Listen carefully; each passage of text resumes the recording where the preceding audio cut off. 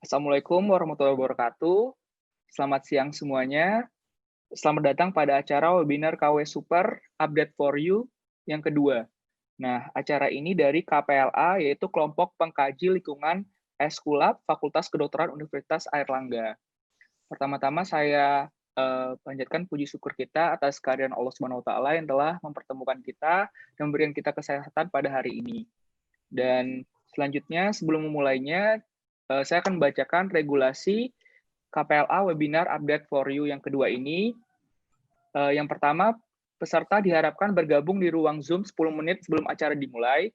Yang kedua, peserta akan diberikan sertifikat telah mengikuti webinar ini bila mengikuti seluruh rangkaian acara webinar dari awal sampai akhir terhitung sejak pukul 12 hingga 2 via Zoom. Lalu, bila peserta keluar Zoom meeting saat webinar sedang berlangsung, diharapkan segera bergabung kembali untuk mendapatkan sertifikat. Ketiga, sertifikat akan dikirimkan via email atau sosmed lain sesuai data yang diisi oleh peserta di link Google Form yang akan diberikan di akhir acara melalui kolom chat. Diharapkan peserta bergabung ke grup WhatsApp yang sudah tercantum di Google Form. Lalu yang ketiga, peserta diharapkan membisukan atau mute suara dan mematikan video selama webinar berlangsung. Yang keempat, peserta dilarang menggunakan fitur chat secara umum maupun pribadi untuk mengganggu peserta lain. Peserta diharapkan menghubungi panitia bila ada gangguan yang terjadi. Yang kelima, peserta yang ketahuan melanggar poin nomor 4 dengan mengganggu peserta lain akan dikeluarkan dari acara webinar. Yang keenam, peserta dipersilakan menggunakan fitur chat untuk menanyakan sejumlah pertanyaan kepada pemateri seputar topik webinar. Pertanyaan akan dihimpun oleh panitia yang disampaikan ke pemateri saat sesi Q&A dilaksanakan. Dan yang terakhir, peserta diharapkan menghubungi panitia melalui fitur chat Zoom bila ada pertanyaan lain maupun gangguan teknis selama webinar berlangsung. Terima kasih atas perhatiannya. Sampai jumpa di KW Super yang ketiga. Baiklah, saatnya kita memulai acara webinar kita kali ini. Pertama-tama saya memperkenalkan diri dulu. Nama saya Anton Tanjung, saya seorang dokter umum dan juga CEO dari platform kesehatan yaitu Smiling Care. Nah, saat ini saya menjadi moderator pada acara webinar KW Super yang kedua ini. Selanjutnya saya akan memperkenalkan narasumber kita. Nah, kali ini kita ada dua narasumber yang sangat luar biasa ya di bidangnya ya. Yang pertama yaitu Dr. Dominikus, maaf sebelumnya, yang pertama adalah Dr. Dominikus Husada, DTM, NH, MCTM, TP, spesialis anak konsultan. Dengan materinya, seberapakah bahaya COVID-19 pada anak-anak. Lalu untuk pemateri kedua, yaitu Dr. Ernawati, spesialis kandungan dan kebidanan konsultan, dengan materi benarkah rapid test pada Bumil hanya bisnis mafia kedokteran saja. Dan selanjutnya kita sambut, yaitu panelis kita hari ini, Dr. A.T. Mardian, spesialis Obgyn konsultan. Dan apakah semua peserta sudah hadir?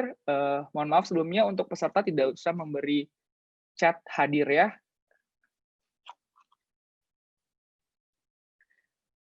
Baiklah, kita lanjutkan.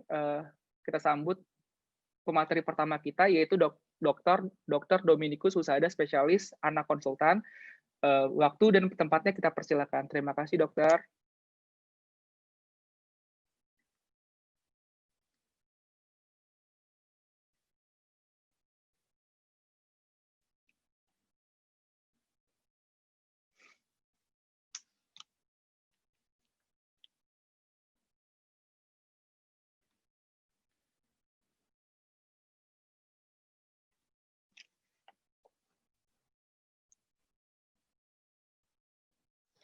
Ya baik,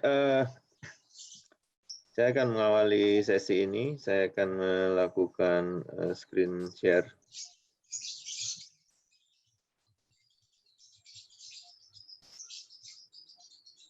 Nonton ini tampak apa enggak ya? Belum, dokter.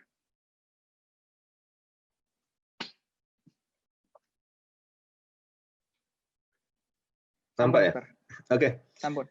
Tugas saya adalah menyampaikan mengenai COVID-19 dan anak, seberapa berbahaya kita dan bagaimana jika dibandingkan dengan orang dewasa atau orang tua. Ya.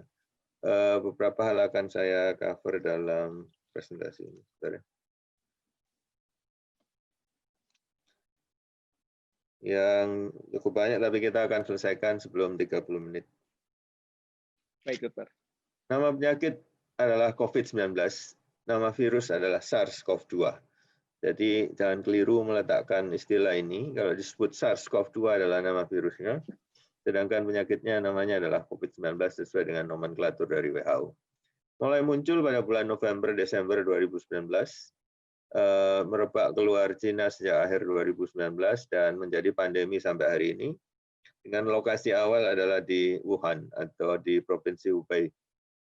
Virusnya kira-kira kalau di elektron mikroskop bentuknya seperti itu. Ya, di bawah adalah kota Wuhan yang penduduknya lebih banyak dari Jakarta, 11 juta orang, tapi bisa di lockdown selama 2 bulan penuh, dalam arti tidak ada satupun aktivitas yang diizinkan dan orang nggak boleh keluar rumah tanpa alasan yang kuat.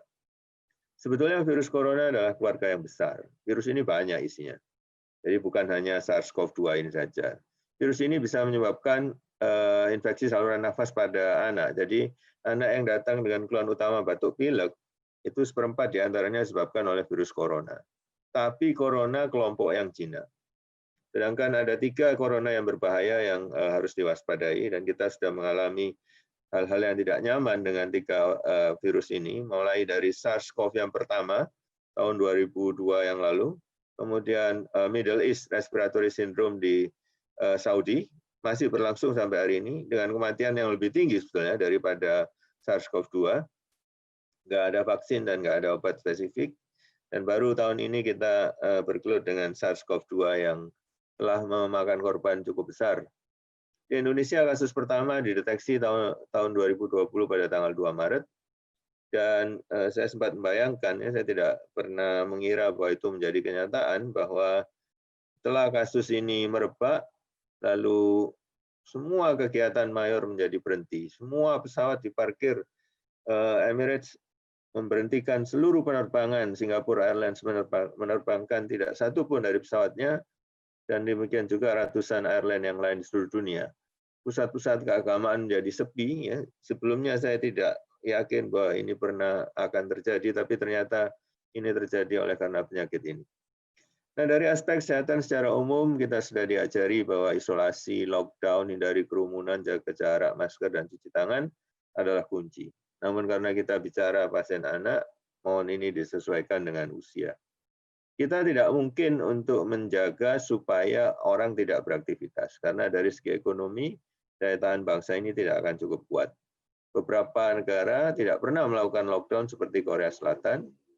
Amerika tidak mampu menahan jumlah pengangguran, mereka menambah 25 juta pengangguran dalam 2 bulan.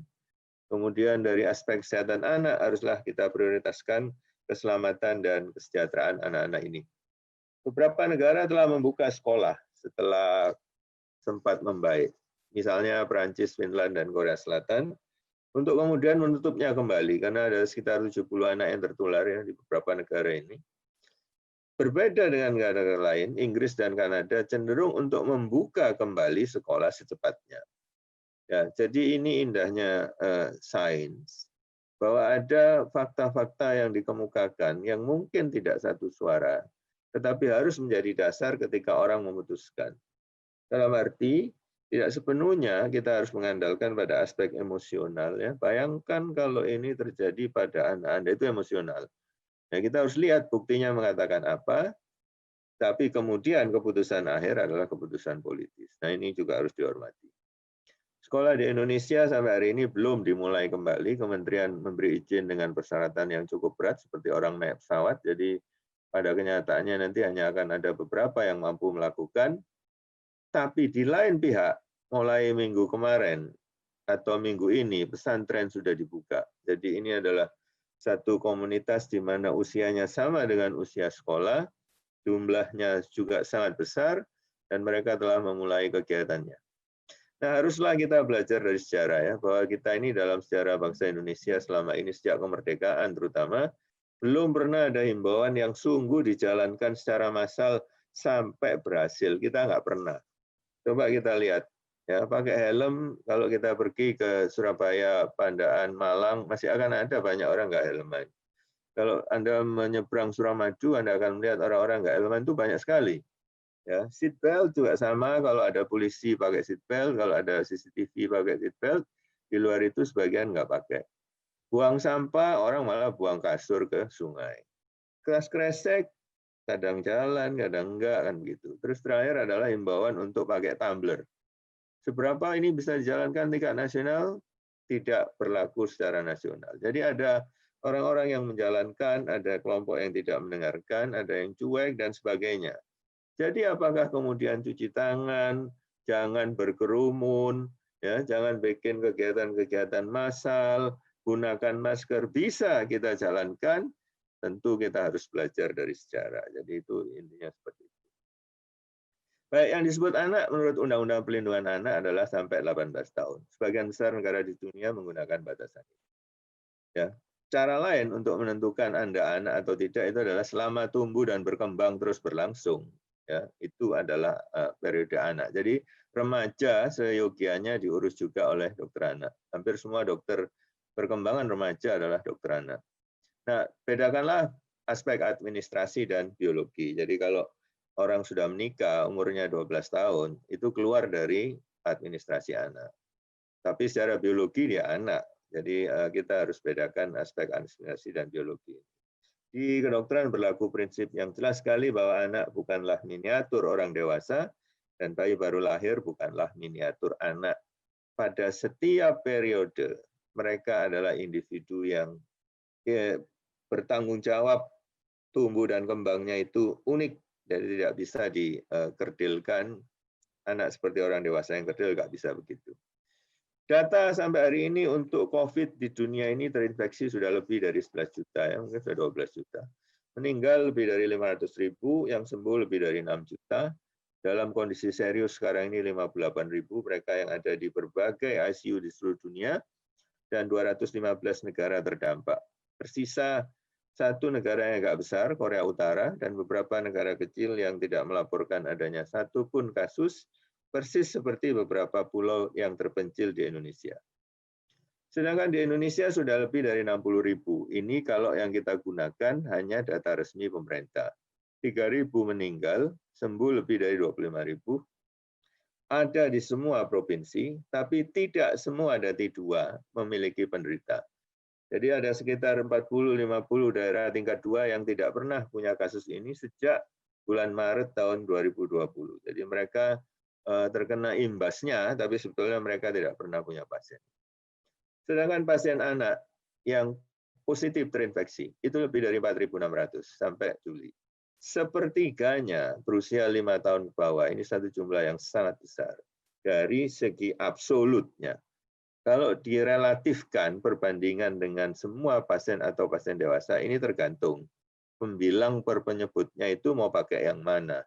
Tetapi secara absolut, 4.600 itu sangat banyak. Sangat banyak. Ya. Kalau naik pesawat, itu bisa 15 jumbo jet. Ya, jadi jumlahnya itu besar. Saya meninggal ternyata hanya 50. Sebenarnya lumayan, yang meninggal 50 dibandingkan yang sakit.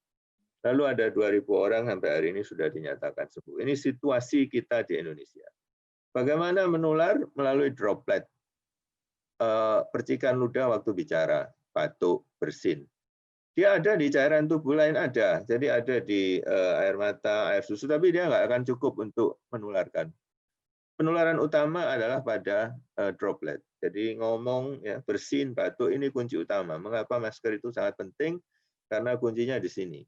Jauh lebih penting dari semprot-semprot itu, apakah menyemprot orang, apa menyemprot mobil, atau menyemprot yang lain, boleh dilupakan semprot-semprot itu, tapi masker tidak boleh dilupakan.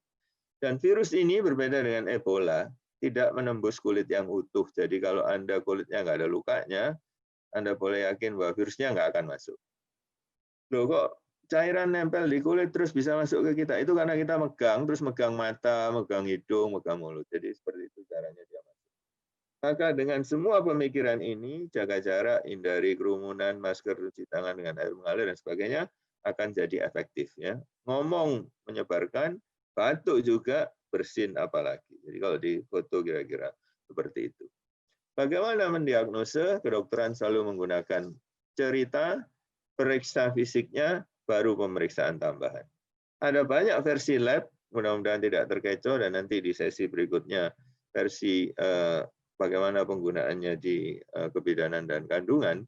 Tapi yang saya mau bilang untuk lab ini adalah bahwa ada banyak cara yang kita bisa lakukan, tetapi setiap cara memiliki kelebihan dan kekurangan. Ini tidaklah bisa dieliminir begitu saja. Ya, Indonesia ini nggak bisa menumbuhkan virusnya, maka yang kita pakai adalah PCR. PCR adalah pemeriksaan untuk menentukan komponen dari gen virusnya. Kalau ada gennya virusnya, maka PCR positif. Tidak mengatakan hidup atau mati virusnya itu. Umpama cuma ada potongan tangan virusnya, ya dia positif. Ya, jadi PCR itu seperti itu. Lalu bisa juga mendeteksi protein dari virusnya. Ini deteksi antigen. Tapi kita kayaknya di Indonesia belum banyak yang punya. Dan yang sekarang rame, rapid test antibody, itu adalah mendeteksi kekebalan di dalam tubuh. Tes ini tidak mendeteksi virusnya, jangan keliru. Yang dilihat adalah kekebalan di dalam tubuh. Sebetulnya nggak ada hubungannya dua ini pada 1-2 pasien. Ya. Jadi hati-hati menafsirkan apa maknanya, lebih baik bertanya pada yang paham, boleh melihat di Google, tapi lihatlah secara komprehensif, tidak hanya 1-2 tulisan saja. Nggak ada obat khusus, sifatnya suportif simptomatik, sesuai tingkatan. Yang berat butuh alat bantu nafas, dan pada mereka ini kematiannya tinggi, termasuk pada anak-anak. Jadi kalau anak-anak itu sudah dalam kondisi yang berat, resikonya untuk meninggal itu sangat besar. Anak-anak berbeda dengan dewasa, tidak semua obat dewasa boleh dipakai untuk anak. Per hari ini belum ada satupun pengobatan spesifik yang disetujui WHO. Steroid dexamethasone yang terkenal beberapa minggu yang lalu akan keluar sebagai obat, tapi hanya untuk kasus berat, bukan untuk yang ringan, apalagi untuk pencegahan. Dan mohon berhati-hati terhadap pengumuman media sosial. Boleh dibilang di dunia ini ya nggak ada proses instan untuk menaikkan kondisi fisik tubuh. Mari kita beramai-ramai minum vitamin C, boleh-boleh saja. Tapi tidak ada petinju masuk pertandingan tanpa pernah satu kali pun latihan tinju. Jadi Anda akan konyol sendiri. Minggu ini diumumkan adanya kalung corona, dan di Dewan ada obat yang diklaim sebagai obat corona. Ya, tapi ini di luar topik ini. Jadi saya tidak ngomong ke situ. Vaksin belum ada. Hindarilah kerumunan, jaga jarak sebaiknya 2 meter ke atas. Mengapa? Itulah jarak lompatan kalau kita bicara ludahnya itu segitu. Terkecuali orang ini begitu jahatnya sengaja membersinkan pada orang di depannya, maka Anda butuh lebih dari 2 meter. Tapi secara biasa-biasa saja, 2 meter itu sudah memadai. Masker tentu akan menghindarkan Anda dari banyak persoalan dengan droplet. Cuci tangan dengan air mengalir dan sabun adalah yang terbaik karena dinding virus mati atau rusak dengan sabun. Tapi bukti ilmiah membuktikan kalau cuci tangannya kurang dari 20 detik, nggak bisa bersih. Masih ada 1-2 virus yang tidak hancur oleh karena proses ini. Untuk anak tentu perlu penyesuaian khusus sesuai situasi dan kondisi, nggak bisa sembarangan. Mau pakai masker yang ada hiasan-hiasannya kayak mau apa ya, mengajari cuci tangan juga nggak sembarangan. Itu semua harus disesuaikan dengan kondisi anaknya. Baik, saya akan lewati. Nah, sekarang 10 fakta COVID-19 dan anak. 1, jumlah penderita anak tidak sedikit. Di dunia biasanya 1%.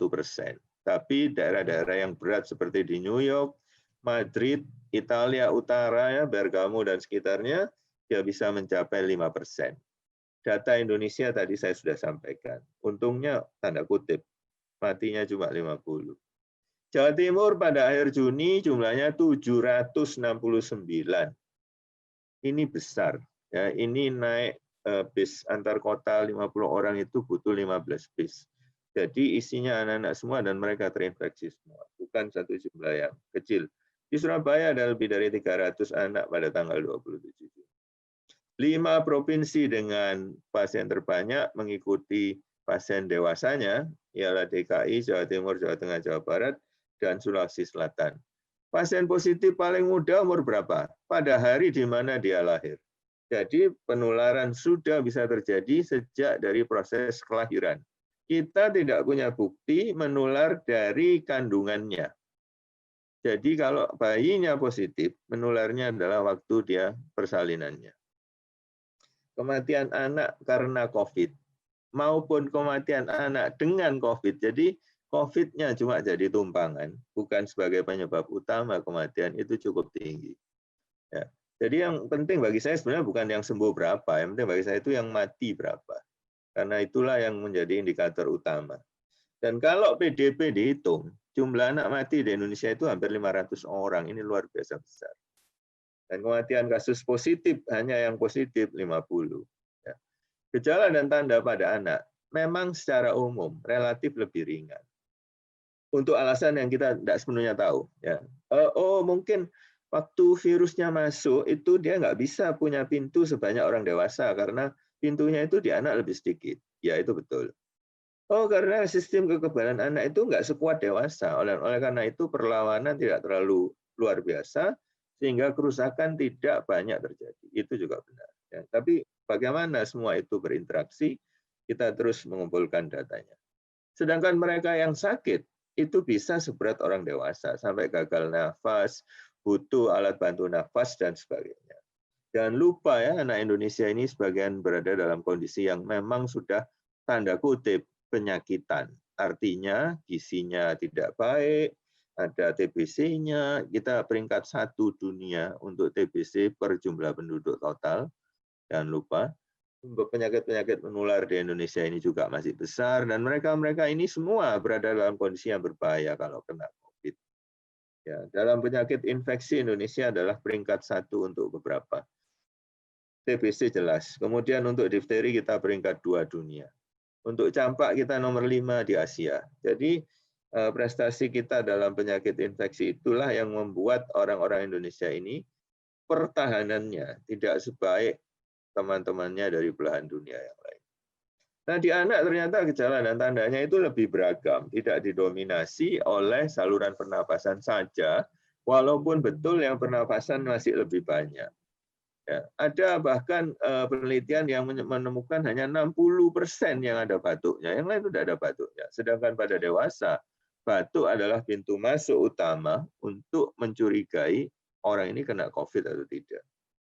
Dan beberapa gambaran penyakit itu nggak ada di dewasa. Ya. Seperti tanda gambaran penyakit Kawasaki misalnya, panas tinggi, mata merah, kemudian ada bercak merah, pembesaran kelenjar, dan sebagainya, lidahnya jadi berwarna stroberi, itu semua tidak ada di dewasa, tapi dijumpai di anak sekalipun jumlahnya tidak banyak. Dalam hal penularan, baik di rumah, di sekolah, atau di mana, anak lebih merupakan korban. Anak lebih banyak tertular daripada dia menjadi penular. Virusnya di anak bisa banyak.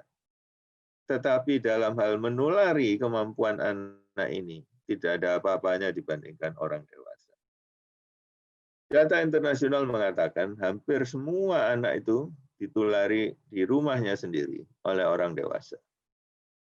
Tetapi sebetulnya anak mampu menular juga ya. Kalau kita baca kasus di Rumah Sakit Karyadi Semarang, kayaknya dia tertular dari pasiennya, sampai 25 dokter harus diisolasi pada waktu itu karena pemeriksaannya itu positif. Tapi kita tahu pasti bahwa kebanyakan anak itu tertular dari orang dewasa. Nah, obat mujarab dan vaksin, termasuk yang untuk anak, ini juga belum ada. Obat yang disetujui untuk dewasa harus dikaji ulang apakah bisa untuk anak. Tidak semua obat bisa dipakai untuk anak. Sekali lagi, anak bukanlah miniatur dari orang dewasa. Kita harus tahu. Perlengkapan medis untuk anak itu lebih terbatas.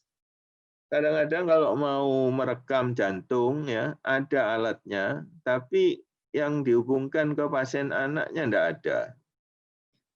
Pakai alat bantu nafas, mesin nafas, ventilator.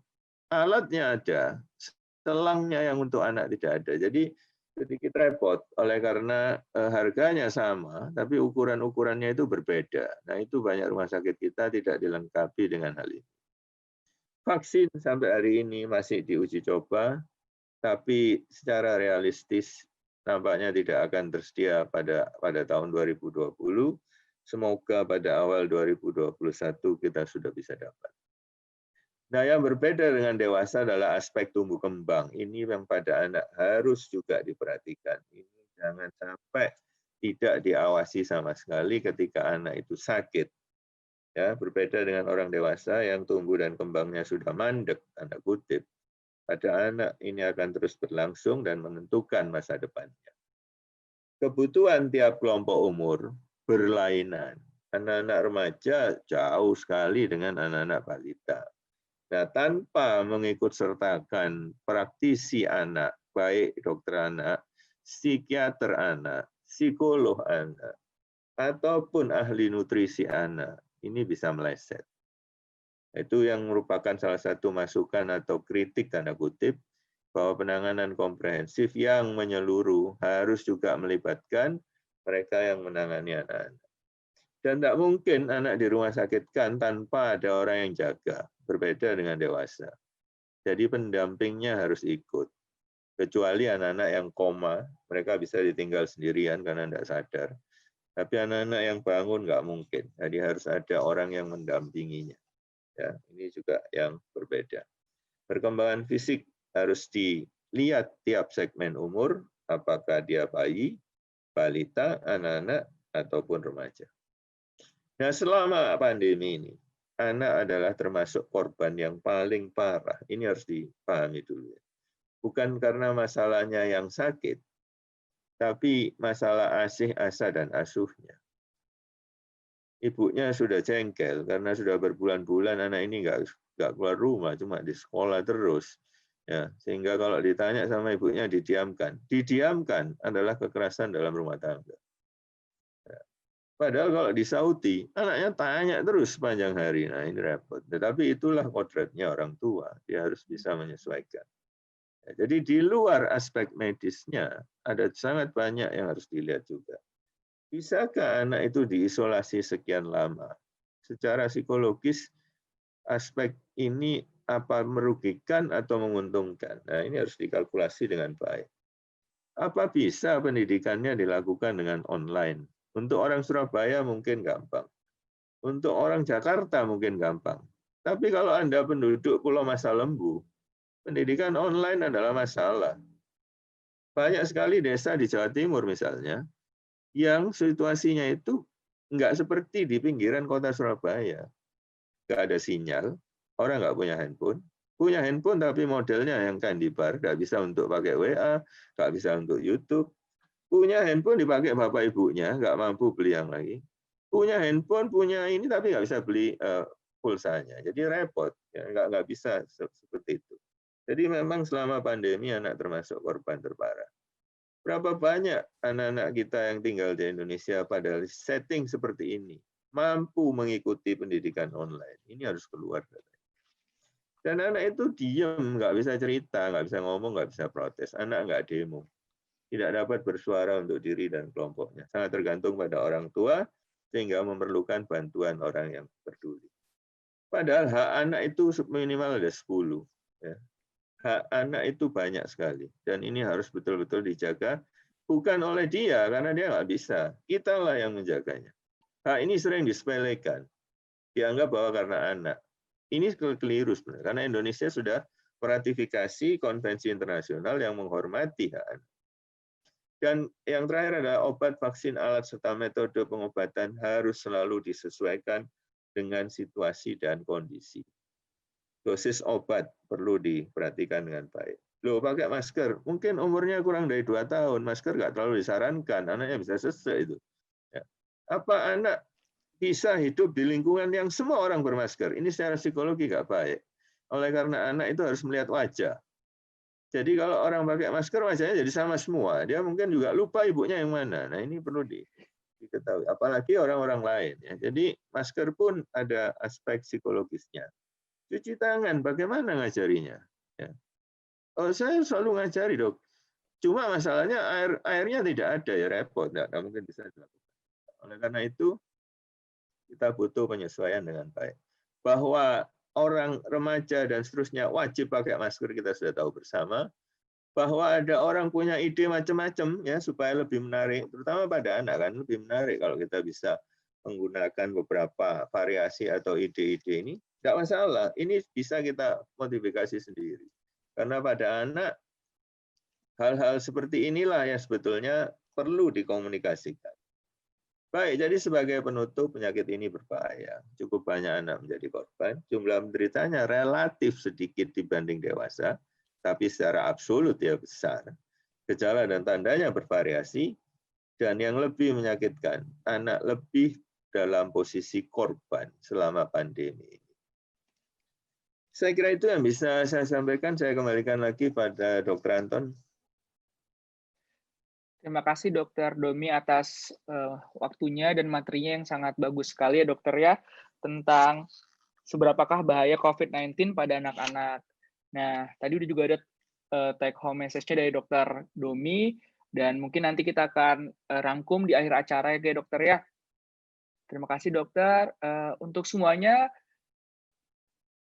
ini bisa buka Instagram KPLA, yaitu Instagramnya ada di KPLA 1989, dan untuk menonton via YouTube atau nanti mungkin ada ketinggalan dari awal acara atau nanti mungkin mau nonton lagi, itu bisa buka YouTube Kelompok Mengkaji Lingkungan Eskulap ya, dan Instagramnya bisa dibuka di KPLA 1989. Selanjutnya kita akan masuki untuk pemateri kedua, yaitu Dr. Ernawati, spesial kandungan dan kebidanan konsultan, dengan materi benarkah rapid test pada Bumil hanya bisnis mafia kedokteran. Baik, untuk Dr. Ernawati, waktu dan tempatnya kami persilakan.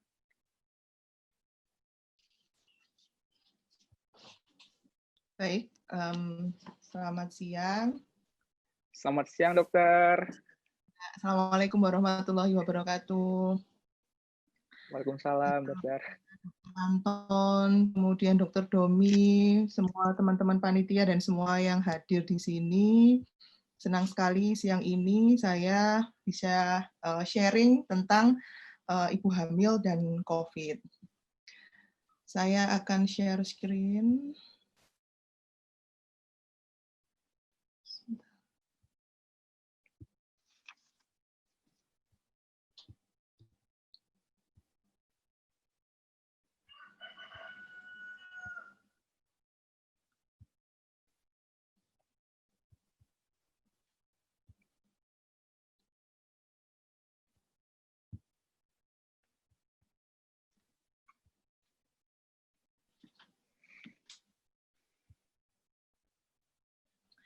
Jadi topik saya siang ini adalah tentang ancaman COVID-19 pada ibu hamil. Jadi mungkin nanti kita bahasnya tentang rapid test juga, tapi sebenarnya fokusnya adalah ini tentang ancaman global COVID-19 pada ibu hamil. Tadi Dr. Domi sudah memberi penjelasan apa itu COVID-19, apa itu SARS-CoV, bagaimana mekanismenya. Saya tinggal bagian highlight yang hamilnya saja. Sebagai pendahuluan, kasus COVID-19 dan hamil ini di Indonesia itu sangat memprihatinkan. Kalau kita lihat kasus COVID-19, infeksi COVID ini di seluruh dunia sebetulnya jumlah kasus yang Indonesia itu tidak sebanyak di Inggris. Di Inggris kasusnya itu 284.000. Di Indonesia itu 60.000 ya, kita boleh kalah jumlah sama Inggris. Tapi sama Malaysia kita kalah, mereka lebih sedikit, kita lebih banyak. Kita menang kalau lawan Malaysia. Namun kalau kita lihat jumlah kasus ibu hamil, ini kita agak malu dan memprihatinkan. Di Inggris dengan jumlah 248.000 total kasus. Namun kasus ibu hamilnya itu hanya 429 dari seluruh Inggris Raya. Jadi seluruh Inggris itu hanya 429 kasus. Kemudian di Malaysia itu ibu hamilnya hanya 47 kasus di seluruh Malaysia. Seluruh Malaysia ya, 47 kasus. Sedangkan kami di Rumah Sakit Dr. Sutomo itu merawat 198 kasus ibu hamil dengan infeksi COVID. Ini hanya dari satu kasus, dari satu rumah sakit saja.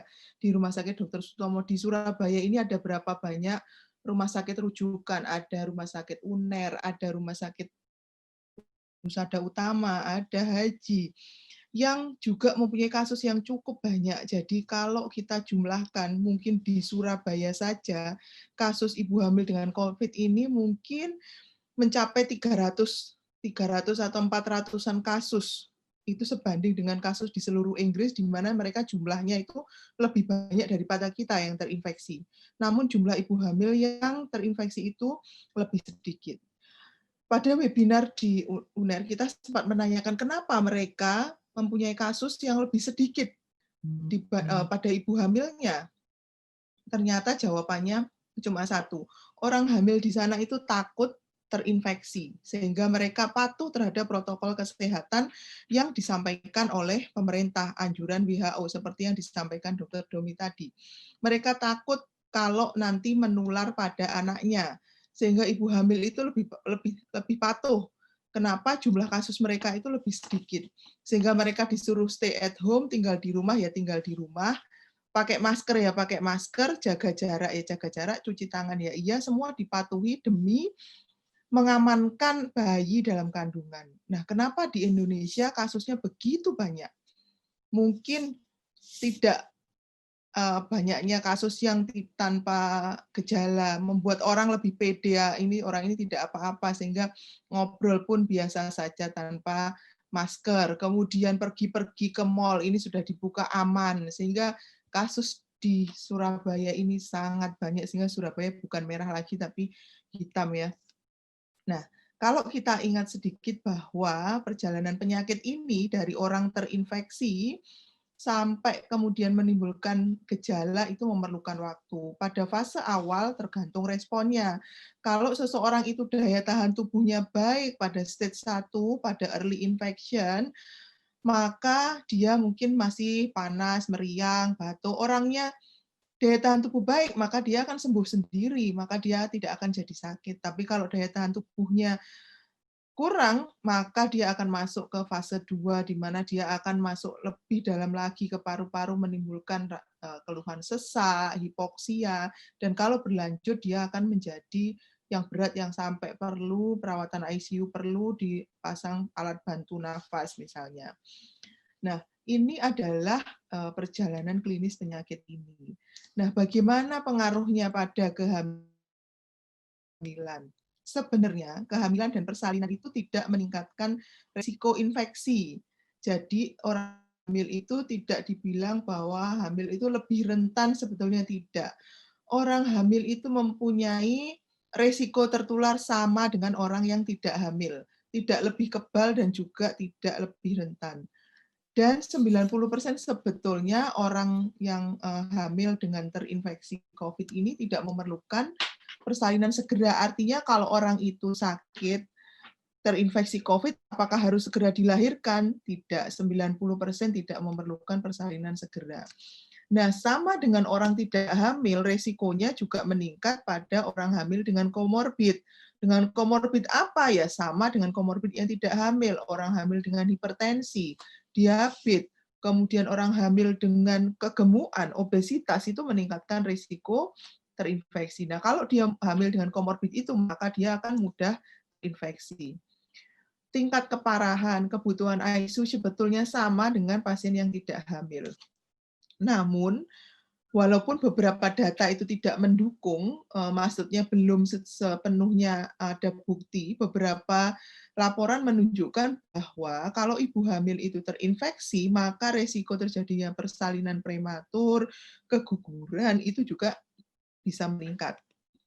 Kemudian yang paling penting adalah ini, penularan pada bayi sesudah lahir. Seperti yang disampaikan Dr. Domi, anak-anak itu bisa tertular paling cepat umur 1 hari. Karena pada waktu itu sesudah lahir, sesudah keluar dari perut ibunya, dia bisa tertular dari ibunya maupun dari orang lain yang terinfeksi. Sehingga risiko ini yang harus difikirkan oleh ibu hamil, bahwa kalau ibunya terinfeksi, sangat mungkin bayinya juga terinfeksi.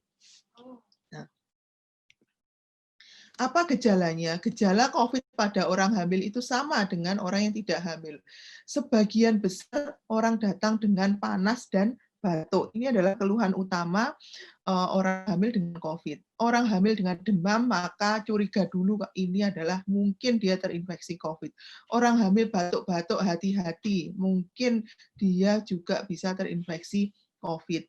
Apalagi kalau sudah ada sesak, maka semakin memperkuat dugaan bahwa kemungkinan orang ini terinfeksi. Biasanya juga ada nyeri tenggorokan, lemes aja, nggak ada apa-apa, tapi kok lemes, badan tidak enak, nyeri otot, hidung buntu, nyeri kepala, mual muntah, hati-hati, ibu hamil sudah hamilnya 8 bulan kok mual muntah, badannya lemes, bisa juga terinfeksi COVID. Dari pemeriksaan laboratorium nanti akan ditemukan gangguan pada limfopeni, peningkatan fungsi ginjal, dan sebagainya. Jadi manifestasi klinis orang COVID yang tidak hamil itu sama dengan perubahan kehamilan normal, sehingga kadang membingungkan. Oh, saya ini mual-mual, oh ini karena hamil gitu. Wah, orang hamil itu rasanya agak sedikit panas memang, sumuan. Ya, saya mungkin karena hamil. Jadi hati-hati, kadang gejala ini bisa tumpang tindih dianggap sebagai gejala hamil normal, padahal bisa saja itu adalah gejala infeksi. Nah, klasifikasinya juga sama seperti orang hamil, orang tidak hamil, bahwa sebagian itu bisa tidak ada gejala, ringan, sedang maupun berat. Kalau tidak ada gejala ya nggak ada gejala apa-apa, tapi dites positif. Ringan masih panas, nyeri tenggorokan, lemes gitu. Belum ada sesak. Kalau sedang, maka dia sudah mulai gangguan di saluran nafas bawah. Kalau sudah ada sesek, hati-hati, itu sudah masuk kategori berat. Dan kalau kritis, ya sudah nggak bisa bernafas, sepsis. Nah, dari WHO sendiri sudah menyatakan bahwa pasien hamil ini seringkali tanpa gejala, sehingga hati-hati ibu hamil itu seringkali menyepelekan. Saya nggak apa-apa kok, saya nggak ada gejala, saya sehat-sehat saja. Tapi bisa saja dia itu masuk kategori yang tanpa gejala atau asimptomatis, karena dari laporan WHO itu yang asimptomatis 86%, yang berat 9,3% dan yang kritis 4,7%. Nah, komplikasinya apa kalau orang hamil itu terinfeksi COVID? Maka resiko tadi persalinan prematur dan operasi sesar meningkat, karena mungkin kita harus menyelamatkan ibu sehingga harus segera dioperasi bayinya. Risiko keguguran datanya memang masih minimal karena infeksi ini kan masih terhitung kira-kira 6-7 bulanan ya. Jadi belum ada data yang minimal. Penelitian sedang berlangsung tentang risiko pada keguguran. Kemudian tentang gangguan pertumbuhan janin juga diduga hipoksia dalam rahim juga berpengaruh terhadap gangguan pertumbuhan. Kondisi bayi selama ini setelah lahir 95% baik, tapi walaupun 95% baik, dia berisiko untuk terinfeksi sesudah lahir. Nah, ini bagaimana risiko transmisi vertikal? Risiko transmisi vertikal itu maksudnya penularan di dalam kandungan. Kalau ibunya sakit, apakah bayi yang di dalam akan tertular? Nah, ini belum ada data yang mendukung, tidak jelas. Kebanyakan kasus karena kebanyakan kasusnya terinfeksi menjelang persalinan. Jadi resiko yang paling sering adalah penularan sesudah persalinan atau penularan transversal. Jadi kita pernah data dari di Rumah Sakit Dr. Sutomo, ibu hamil yang ibunya positif, bayinya di swab itu hanya kira-kira mungkin 1% yang positif. Pernah ada ibu hamil yang COVID positif di swab, bayinya negatif, tapi ibunya negatif, bayinya positif. Nah, ini kemungkinan risiko penularan transversal atau penularan sesudah lahir jauh lebih tinggi risikonya dibandingkan penularan dari ibu ke bayi dalam kandungan. Nah, bagaimanakah kita mengetahui screening dan triasenya? Ini adalah panduan WHO terkait bagaimana screening wanita hamil untuk COVID ini. Jadi, menurut WHO, siapa saja yang harus di-screening, yaitu semua pasien pada saat kontak pertama kali dengan fasilitas kesehatan. Jadi, pasien kalau datang ke rumah sakit, datang ke fasilitas kesehatan, selalu screening, diperiksa. Makanya jangan ada yang tersinggung pada saat diperiksa ke rumah sakit, kemudian diperiksa. Saya ini nggak apa-apa, saya ini sehat, kenapa saya harus diperiksa? Ini adalah panduan, karena tadi 80% asimptomatis atau tanpa gejala, sehingga screening harus dilakukan pada semua pasien pada saat kontak dengan fasilitas kesehatan. Di mana dia bisa diperiksa, bisa di ruang rawat, bisa di ruang IGD, bisa di poli, di puskesmas, di mana saja pasien kontak dengan fasilitas kesehatan bisa diperiksa. Bahkan kalau di Amerika screeningnya itu sejak di telepon. Telepon janjian kontrol ibu sakit, ibu panas, ya jangan kontrol. Malah nggak boleh datang ke rumah sakit. Jadi ibu isolasi diri dulu di rumah. Sampai parkiran, di sana mereka parkiran pun, sampai parkiran itu sudah ada yang screening suhu, panas, tidak boleh masuk ke rumah sakit. Maka dia mungkin kalau berat dia disarankan masuk ke gawat darurat, tapi kalau ringan dia disuruh pulang. Disuruh minum obat panas, istirahat di rumah, kalau dia ya, panasnya sudah hilang, sudah 14 hari baru dia diminta kontrol. Nah, screening ini bisa dari tadi pemeriksaan suhu yang paling sederhana, bisa dari anamnese, riwayat kontak, gejala klinis, artinya riwayat kontak, apakah ada tetangga yang sakit, apakah ada keluarga yang sakit, apakah pergi dari luar kota, itu adalah anamnese. Tapi tipikal masyarakat kita itu sulit kita mendapatkan riwayat kontak ini, karena seringkali berbohong, nanti saya kalau ngomong saya malah diperiksa, kalau saya ngomong saya nggak boleh periksa, sehingga orang cenderung menjadi tidak jujur. Padahal kalau jujur itu adalah sangat membantu petugas kesehatan untuk memilah apakah memang pasien ini membutuhkan perawatan atau tidak. Kemudian lebih lanjut mungkin perlu pemeriksaan tambahan laboratorium, periksa darah, atau pemeriksaan OSG dada atau rongsen atau CT scan dan swab nasofaring. Nah, triase berdasarkan gejala saja di daerah dengan infeksi lokal yang luas seperti di Surabaya ini menjadi sulit karena kita sudah sulit membedakan mana pasien ini, mana orang yang sehat, mana orang yang sakit, karena kita masuk daerah endemis yang parah sehingga OTG banyak dan 80% tadi asimptomatis. Sehingga mengapa perlu di screening? Tadi pertanyaannya, kenapa perlu rapid test? Kenapa perlu pemeriksaan itu? Sebetulnya yang diperlukan adalah kita perlu universal testing. Semua sebenarnya dites. Kenapa Inggris kasusnya banyak? Karena mereka tesnya banyak, semua dites. Sedangkan kita fasilitas tes itu sedikit. Sehingga tidak semua dites. Kalau dites mungkin kasus kita juga jauh lebih banyak daripada itu. Sehingga universal testing ini menjadi perdebatan tergantung protokol lokal. WHO sendiri sebetulnya mempersilahkan bagaimana protokol lokal di suatu wilayah yang bisa dilakukan oleh pemerintah setempat. Keuntungannya apa sebetulnya universal testing itu? Kita bisa menentukan ruang perawatan, ibu bisa dirawat di mana kalau memang positif. Kalau ibu negatif, ibu bisa dirawat di rumah sakit non-COVID misalnya. Kemudian kita bisa mempersiapkan perawatan bayi, seperti tadi kasus ibunya negatif, bayinya kok positif. Nah, karena perawatan kita belum ada universal testing, sehingga bisa saja ibu yang negatif tadi ternyata bercampur dengan pasien yang positif, bisa saja bayinya tertular gitu. Kita harus melindungi pasien lain, keluarga kita, kemudian juga penolong persalinan yang akan membantu pertolongan persalinan. Sehingga sebetulnya kebutuhan tes ini sangat-sangat penting. Karena diperkirakan tadi 86% infeksi ini tidak terdokumentasi, artinya tidak ada gejala. Sehingga kita harus waspada pasien tanpa gejala. Jangan percaya pada siapapun, teman sendiri, saudara, saya sehat, nggak apa-apa, siapa, bagaimana yang cara pembuktiannya. Sehingga tindakan kita tetap harus mematuhi protokol kesehatan. Pakai masker, jaga jarak 2 meter, sering cuci tangan, jangan memasukkan tangan ke mulut, mata, dan sebagainya.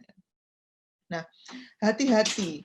Ini dari penelitian di Amerika saja dikatakan dari 43 pasien yang masuk itu 70%-nya itu tanpa gejala. Tapi sesudah masuk ternyata dia berubah menjadi mengalami gejala yang berat.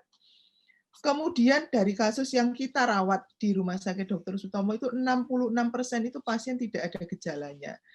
Yang berat 6%, sedang 19%, dan ringan 9%. Sehingga yang tanpa gejala ini sangat banyak. Nah, kemudian tadi Dr. Dewi menjelaskan tools apa yang bisa kita pakai untuk pemeriksaan tadi, salah satunya. Ideal adalah pemeriksaan swab. Jadi swab di hidung, nasofaring melalui hidung atau tenggorok, itu adalah golden standard. Tadi dengan cara PCR itu mendeteksi fragmen virusnya tadi yang dijelaskan Dr. Domi. Nah, ideal adalah pemeriksaan itu yang dipakai. Tapi yang kita miliki alat tesnya itu terbatas, sehingga tidak semua pasien bisa diperiksa itu. Akhirnya diputuskan kita juga menggunakan pemeriksaan antibodi. Pemeriksaan antibodi tadi bukan yang diperiksa virus, tapi kekebalan tubuhnya. Kalau orang itu terinfeksi, dulu pernah terinfeksi, jadi kalau kita lihat, ini adalah pada saat mulai ada gejala, ini 1 minggu sebelum gejala, ini 2 minggu sebelum gejala. Jadi misalnya pada saat 2 minggu sebelumnya itu ada orang yang terinfeksi, terpapar dengan virus, kemudian tubuhnya pada minggu pertama itu dia akan berespon dalam tubuh. Maka virus akan bereplikasi di sini, jadi yang biru ini dari swab nasofaring, kemudian yang putus-putus ini antibodi. Jadi pada saat terinfeksi, maka yang akan terdeteksi dari PCR tadi adalah dari swab-nya. Dia akan positif 1 minggu sebelum terinfeksi sampai dia ada gejala. Kalau dia tidak ada gejala, maka dia tidak ada gejala di sini, tapi diperiksa dia virusnya ada. Nah, pada memasuki minggu pertama, maka kadar virusnya akan semakin tinggi, sehingga kalau dicek di sini maka kemungkinan positifnya akan besar. Nah, kalau misalkan ini terus 1 minggu pertama, kemudian minggu kedua, semakin lama maka kadar virus akan semakin berkurang. Nah, pada minggu kedua ini mulailah terbentuk antibodi tadi, IgG dan IgM. IgM akan terbentuk terlebih dahulu, bisa jadi bersamaan dengan IgG dan IgM itu, bersamaan, kemudian dia kadarnya dokter, waktunya tinggal 5 menit lagi, dokter.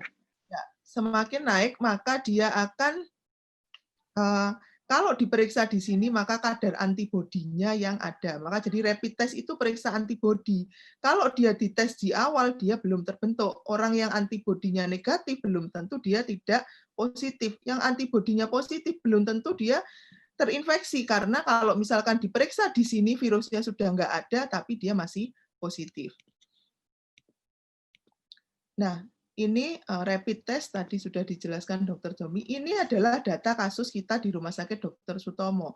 Dari 18 pasien yang positif ini, rapid testnya itu antibodinya positif pada 14 kasus, hanya 4 yang negatif.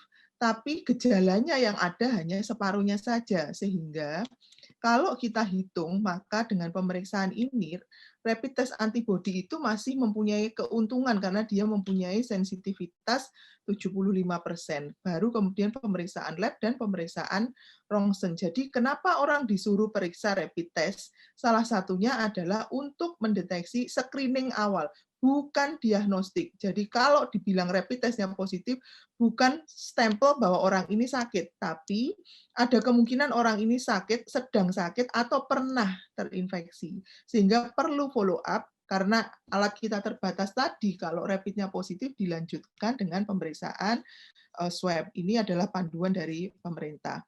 Nah, bagaimana mendiagnosis pada orang hamil? Gejalanya sama tadi, kemudian foto, rongsen. Banyak yang bertanya apakah rongsen pada orang hamil boleh, takut membahayakan bayi. Ternyata kadar dari paparan radiasinya itu masih di bawah standar yang dibolehkan. Jadi standarnya 0,5, pada foto itu 0,0005. Jadi sangat rendah, boleh pada ibu hamil. Baik yang CT scan torak dan foto itu dibolehkan, sehingga itu aman. Sehingga pada pasien kadang kalau misalkan mau diperiksa menolak karena mereka khawatir tertular radiasi pada bayinya.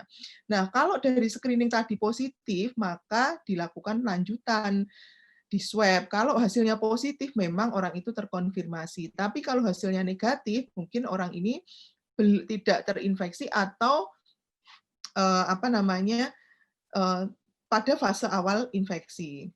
Nah, bagaimana pemeriksaan antenatal pada saat pandemi ini pada orang sehat sehingga terdapat harus dikurangi jumlah dan waktu kunjungan. Itu mengurangi paparan ibu hamil ke rumah sakit dan selalu dilakukan screening. Kalau ada gejala, maka pemeriksaan hamil ditunda 7 hari. Kalau ada kontak dengan kasus positif, misalkan tetangga atau saudara ada yang sakit dan kontak, maka jangan kontrol 14 hari. Maksudnya supaya kita, kalau misalnya kita positif, kita tidak menulari orang lain. Kemudian pada saat kontrol menggunakan masker dan tidak usah mengajak pendamping. Kalau ada pendamping menunggu di luar karena pendamping bisa berisiko tertular, bisa risiko menulari.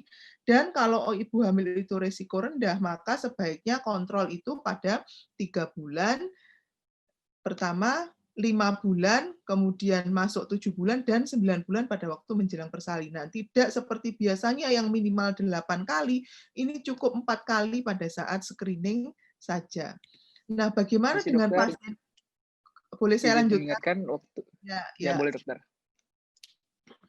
Jadi kalau pasien yang dengan COVID positif, kalau dia tidak ada gejala, maka sebaiknya kalau ibu itu terkonfirmasi positif atau di screening positif, tunda kontrol sampai 14 hari. Kemudian kalau dia ada keluhan, misalnya tanda-tanda persalinan, kencang-kencang, gerak anak berkurang, segera ke rumah sakit. Selebihnya boleh telemedicine, telepon ke rumah sakit, saya ada keluhan misalnya. Nah, indikasi dirawat itu kalau kategori ringan dengan komorbid atau kategori sedang dan kritis, atau kategori berat tadi. Jadi, kalau status COVID positif bukan indikasi dirawat. Jadi, kalau ada yang sakit, maka tidak selalu harus di rumah sakit. Kalau ibu kategori ringan, maka ibu di rumah isolasi. Nah, kalau kategori ringan, tidak harus dilahirkan bayinya. Ibu disembuhkan dulu, karena kalau ibunya masih sakit, bayinya bisa ketularan. Tapi kalau dia masuk sedang atau berat, mungkin melahirkan akan memperbaiki kondisi ibunya. Nah, bagaimana pada saat melahirkan, maka ibu hamil itu boleh ditemani satu orang, mungkin suaminya saja, dan dia juga sudah di-screening. Tidak boleh berganti-ganti, pagi suaminya, siang mertuanya, malam ibunya, tidak boleh. Satu saja sampai pulang untuk meminimalisir resiko. Pendamping harus menggunakan masker, dan mungkin keluarga bisa video call saja, tidak harus ke rumah sakit. Di mana tempat perawatan dan persalinan idealnya ini di ruang dengan tekanan negatif. Tidak semua rumah sakit mempunyai fasilitas ini, jadi hanya di rumah sakit rujukan saja. Tidak semua rumah sakit rujukan juga mempunyai, maka mereka akan mengumpulkan dengan satu tempat yang sesama PDP. Jadi jangan sampai sakit, kalau sakit itu sengsara nanti. Kemudian di rumah sakit nanti akan melahirkan di dalam chamber persalinan untuk mencegah penularan, dikasih air purifier, dan pasien harus menggunakan masker. Kita tahu bahwa pada saat mau melahirkan itu pakai masker ngap, maka untuk mencegah penularan sama-sama tidak menularkan, maka pasien dan penolong sama-sama harus menggunakan masker. Ya. Kemudian sesudah melahirkan apa yang dilakukan, sebenarnya untuk kasus yang ringan itu 24 jam di rumah sakit, pasien boleh pulang. Untuk ibu yang positif itu, dia harus isolasi di rumah atau isolasi di community. Misalnya kalau di sini isolasi di rumah asrama haji atau isolasi di rumah sakit lapangan. Kalau pos seksio 48 jam. Nah, sekarang masalah itu menjadi masalah stigma sosial. Orang masih positif tidak boleh dipulangkan. Orang sekampung takut ketularan. Makanya sebetulnya tetangganya harus membantu ibu tersebut tetap tinggal di rumah, dibantu, tidak usah belanja, misalnya dianterin makanan oleh tetangganya, misalnya. Nah, kalau kasus ringan tadi, supaya ibu hamil itu tidak menuhin rumah sakit dan tidak risiko ketularan, maka lebih baik dia sebetulnya pulang isolasi mandiri. Kalau kasus sedang sampai berat, maka dia memang tetap harus dirawat. Nah, kunjungan postpartum bagaimana sebetulnya kalau biasanya setelah postpartum harus kontrol. Tapi kalau orang ini positif, maka kontrol ditunda sampai 14 hari atau sesudah dia benar-benar tidak ada gejala. Kalau ada keluhan, kembali telepon ke rumah sakitnya. Kemudian ini adalah kriteria WHO. Semua mungkin pernah baca kriteria WHO kapan boleh dilepas, karena tadi PCR tadi fragmen virus, bisa virus hidup, bisa tangannya katanya Dokter Domi, apa bisa kakinya, kepalanya aja, maka kadang bisa masih positif sampai 2 bulan. Sehingga WHO itu membuat kriteria bahwa 10 hari setelah onset, jadi 10 hari dari terdiagnose dan ada gejala, ditambah 3 hari sudah tidak ada gejala, pasien ini boleh dipulangkan dengan dia tetap mematuhi protokol kesehatan. Kalau asimptomatis 10 hari setelah tes positif diketahui pasien itu boleh kembali ke masyarakat. Maksudnya isolasinya boleh dilepas. Nah, menjadi problem kami di rumah sakit itu sampai tidak dapat tempat karena pasien tidak mau pulang, tidak diterima oleh lingkungannya, keluarganya tidak mau menjemput karena swabnya belum negatif, padahal dia sudah 3 minggu sesudah melahirkan. Sebenarnya kalau kriteria ini dia sudah harusnya boleh pulang karena sudah dianggap resiko penularannya rendah atau tidak menular, sehingga pasien itu disuruh pulang tidak mau karena keluarganya tidak menjemput, karena Pak RT tidak boleh. Jadi sebetulnya kalau kriteria ini dipatuhi, maka ibu bisa dipulangkan, bisa isolasi di rumah. Nah, perawatan bayinya tadi idealnya dipisah ibu dan bayi. Tapi kalau tidak memungkinkan, maka ibu boleh merawat gabung, tapi ibu pakai masker, pakai face shield misalnya. Idealnya adalah dipompa. Tapi kalau di rumah tidak ada yang merawat, hanya ibu, ya ibu merawat dengan mematuhi protokol kesehatan. Ini adalah guideline yang dibuat oleh tim neonatologi Rumah Sakit Dr. Sutomo dari Dr. Domi, bagaimana panduan ibu menyusui. Jadi ibu tetap boleh menyusui, idealnya susunya ASI-nya dipompa, ASI-nya tidak menularkan COVID, tapi dari percikan ludah ibunya, sehingga ASI-nya bisa dipompa, diberikan ke bayinya. Kalau nggak memungkinkan, nggak ada yang merawat, ya diberikan sebelum menyusui, ASI-nya dibersihkan terlebih dahulu, cuci tangan, ASI-nya dibersihkan, ibu betul-betul pakai masker, pakai face shield, bayinya juga diberikan penghalang supaya tidak tertular pada saat menyusu. Ya.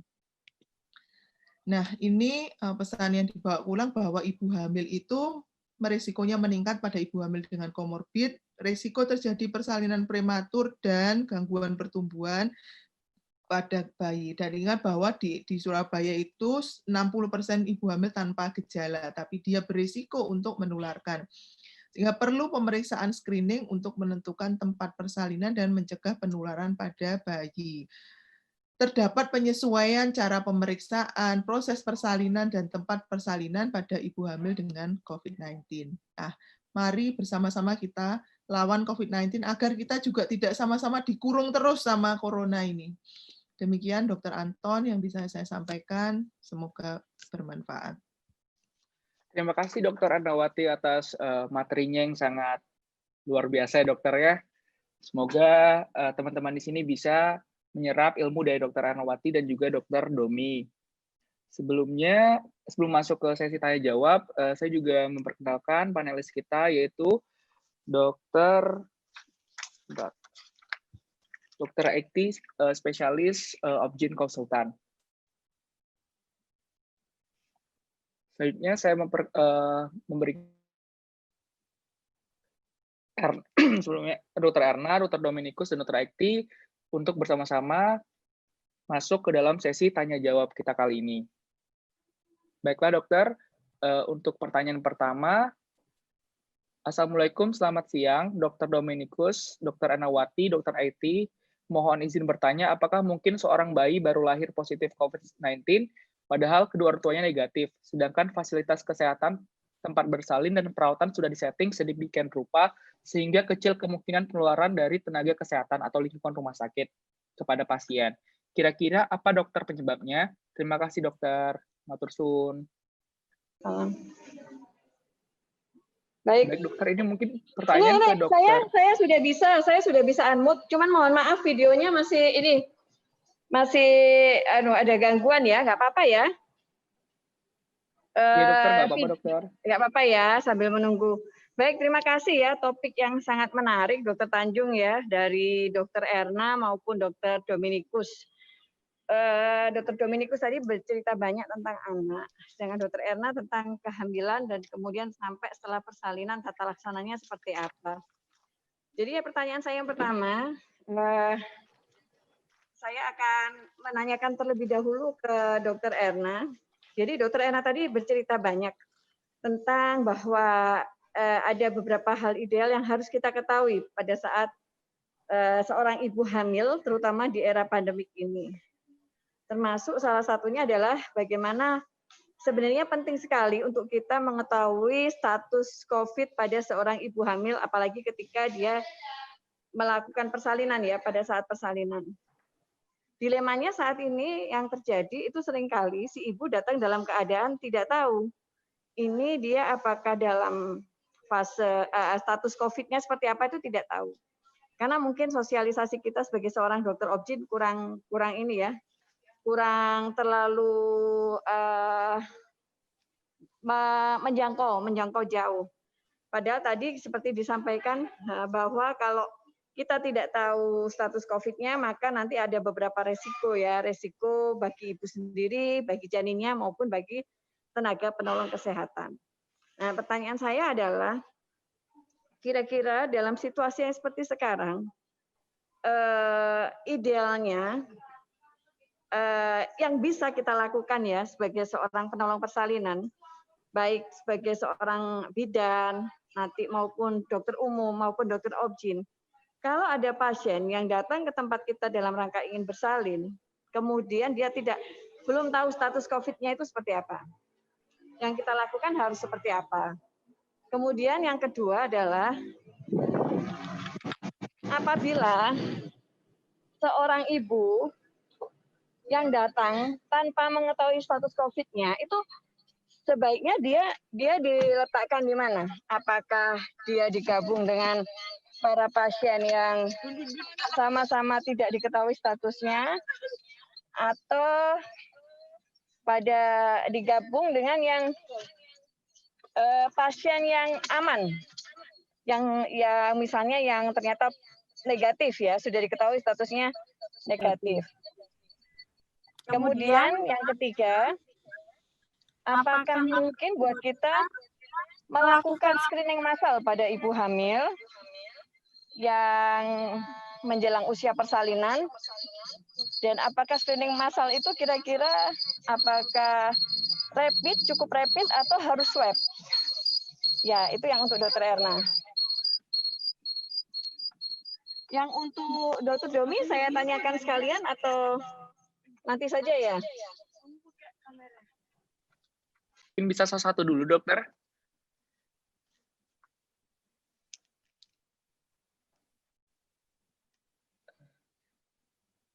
Dokter Domi ya.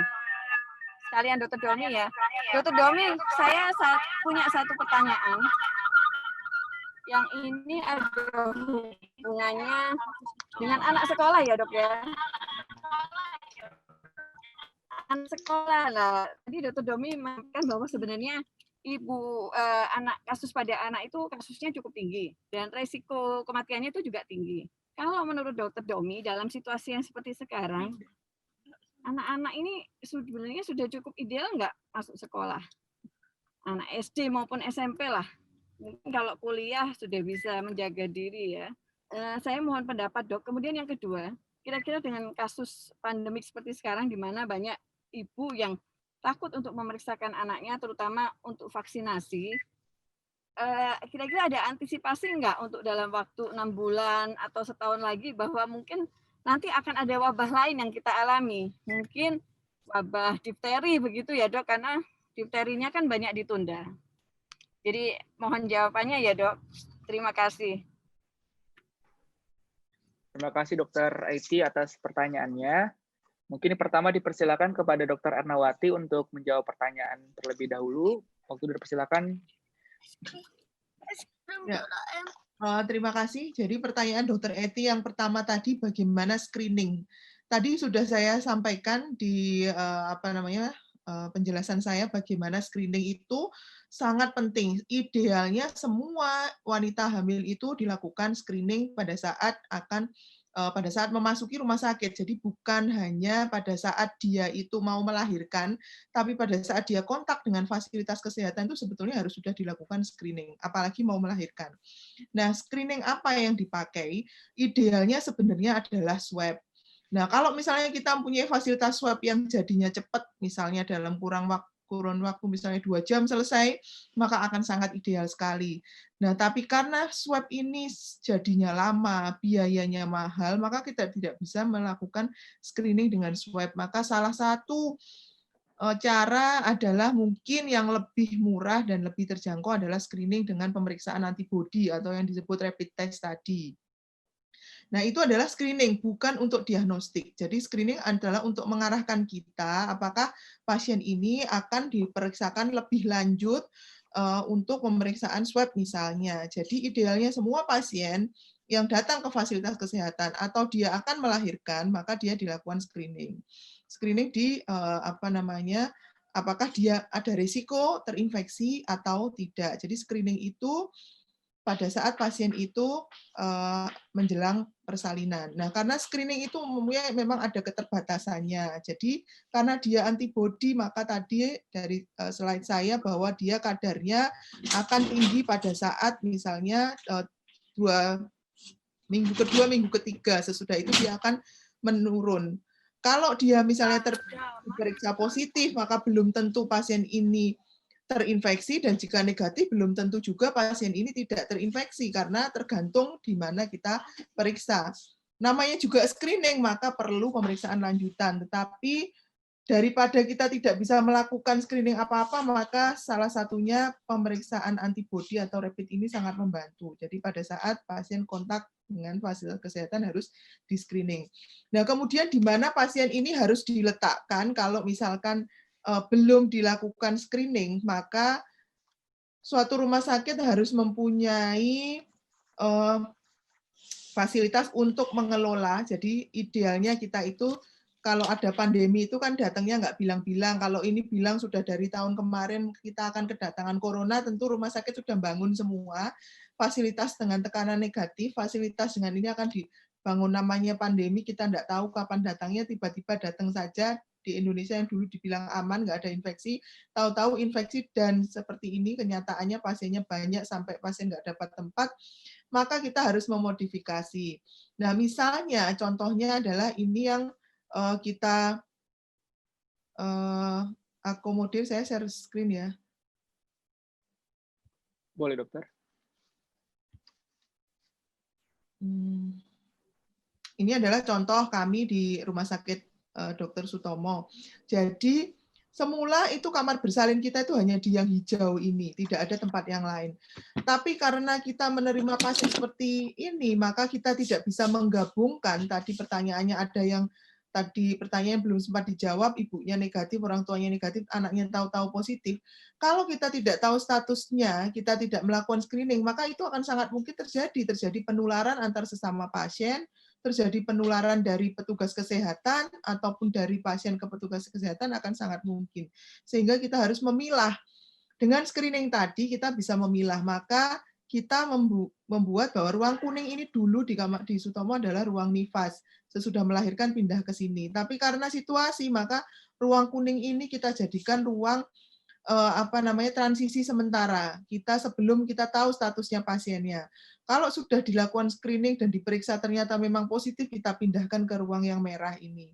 Kemudian kalau misalkan ini statusnya ternyata negatif, pasien dimasukkan ke hijau biar tidak ketularan dengan yang lainnya. Nah, ini adalah tempat seperti itu. Nah, tidak semua rumah sakit bisa dengan mudah berpindah seperti ini, sehingga tidak semua rumah sakit itu mempunyai ruangan seperti ini, sehingga sangat dipahami kalau ada rumah sakit yang tidak bisa merawat karena sangat mungkin mereka tidak mempunyai ruangan sehingga dicampur, maka risiko penularan akan sangat tinggi. Dan dikatakan tadi di kita di Surabaya itu di Rumah Sakit Dr. Sutomo 66% yang asimptomatis, artinya tidak ada gejala. Ibu hamil biasa-biasa saja tanpa gejala ternyata dia positif. Nah, itu kita harus mengantisipasi, maka fungsi screening dan pengelompokan pasien itu sangat penting. Kemudian apakah perlu screening massal tadi Dr. Eti yang ditanyakan. Nah, idealnya memang screeningnya semua penduduk di screening, tapi penduduk Indonesia berapa banyak dan berapa banyak jumlah sampel kita yang dimiliki. Maka ideal adalah mencegah supaya tidak tertular. Jadi supaya seperti Malaysia, supaya seperti Inggris yang tertular sedikit, maka protokol kesehatan itu harus dipatuhi. Kemudian kalau misalkan itu screening massal bisa dilakukan. Nah, screening pada saat pasien itu misalnya kalau ibu bersalin, maka menjelang waktu persalinan misalnya. Semua ada keuntungan dan kerugian. Kalau dilakukan misalnya menjelang persalinan, taruhlah ibu hamil itu rata-rata akan melahirkan di usia kehamilan 38 sampai 40 minggu atau masuk 9 bulan. Maka screening sebaiknya dilakukan di 37 minggu, jadi sebelum perkiraan persalinan. Misalnya screening itu dilakukan, kalau misalnya dilakukan dengan swab, maka 7 hari kemudian juga harus dilakukan ulangan, karena bisa saja saat ini di screening negatif, besoknya dia ketularan, kemudian dia positif. Memang tidak ada yang ideal. Nah, kalau misalkan dilakukan screening pada 37 minggu, ternyata pasien itu positif, maka keuntungannya dia bisa isolasi dulu di rumah sampai sembuh, baru kemudian dia proses persalinan. Nah, tapi kalau misalkan pasien ini negatif, maka supaya tidak tertular pada fase berikutnya, dia harus stay at home, berdiam diri, patuhi protokol kesehatan. Tapi kerugiannya apa? Kalau misalnya 2 minggu kemudian ternyata pasien ini belum melahirkan, maka dia harus diulang pemeriksaannya, jadi 2 kali pemeriksaan. Dan idealnya misalnya pemeriksaan ini harusnya tidak berbayar misalnya. Nah, tapi kalau tidak berbayar, kalau disediakan oleh pemerintah tidak masalah. Kalau misalnya tidak berbayar, terus siapa yang suruh bayarin gitu.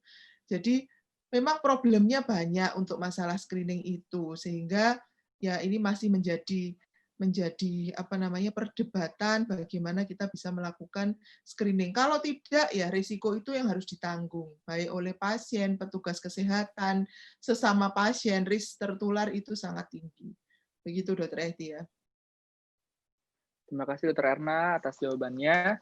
Selanjutnya mungkin Dr. Domi. Ya, terima kasih.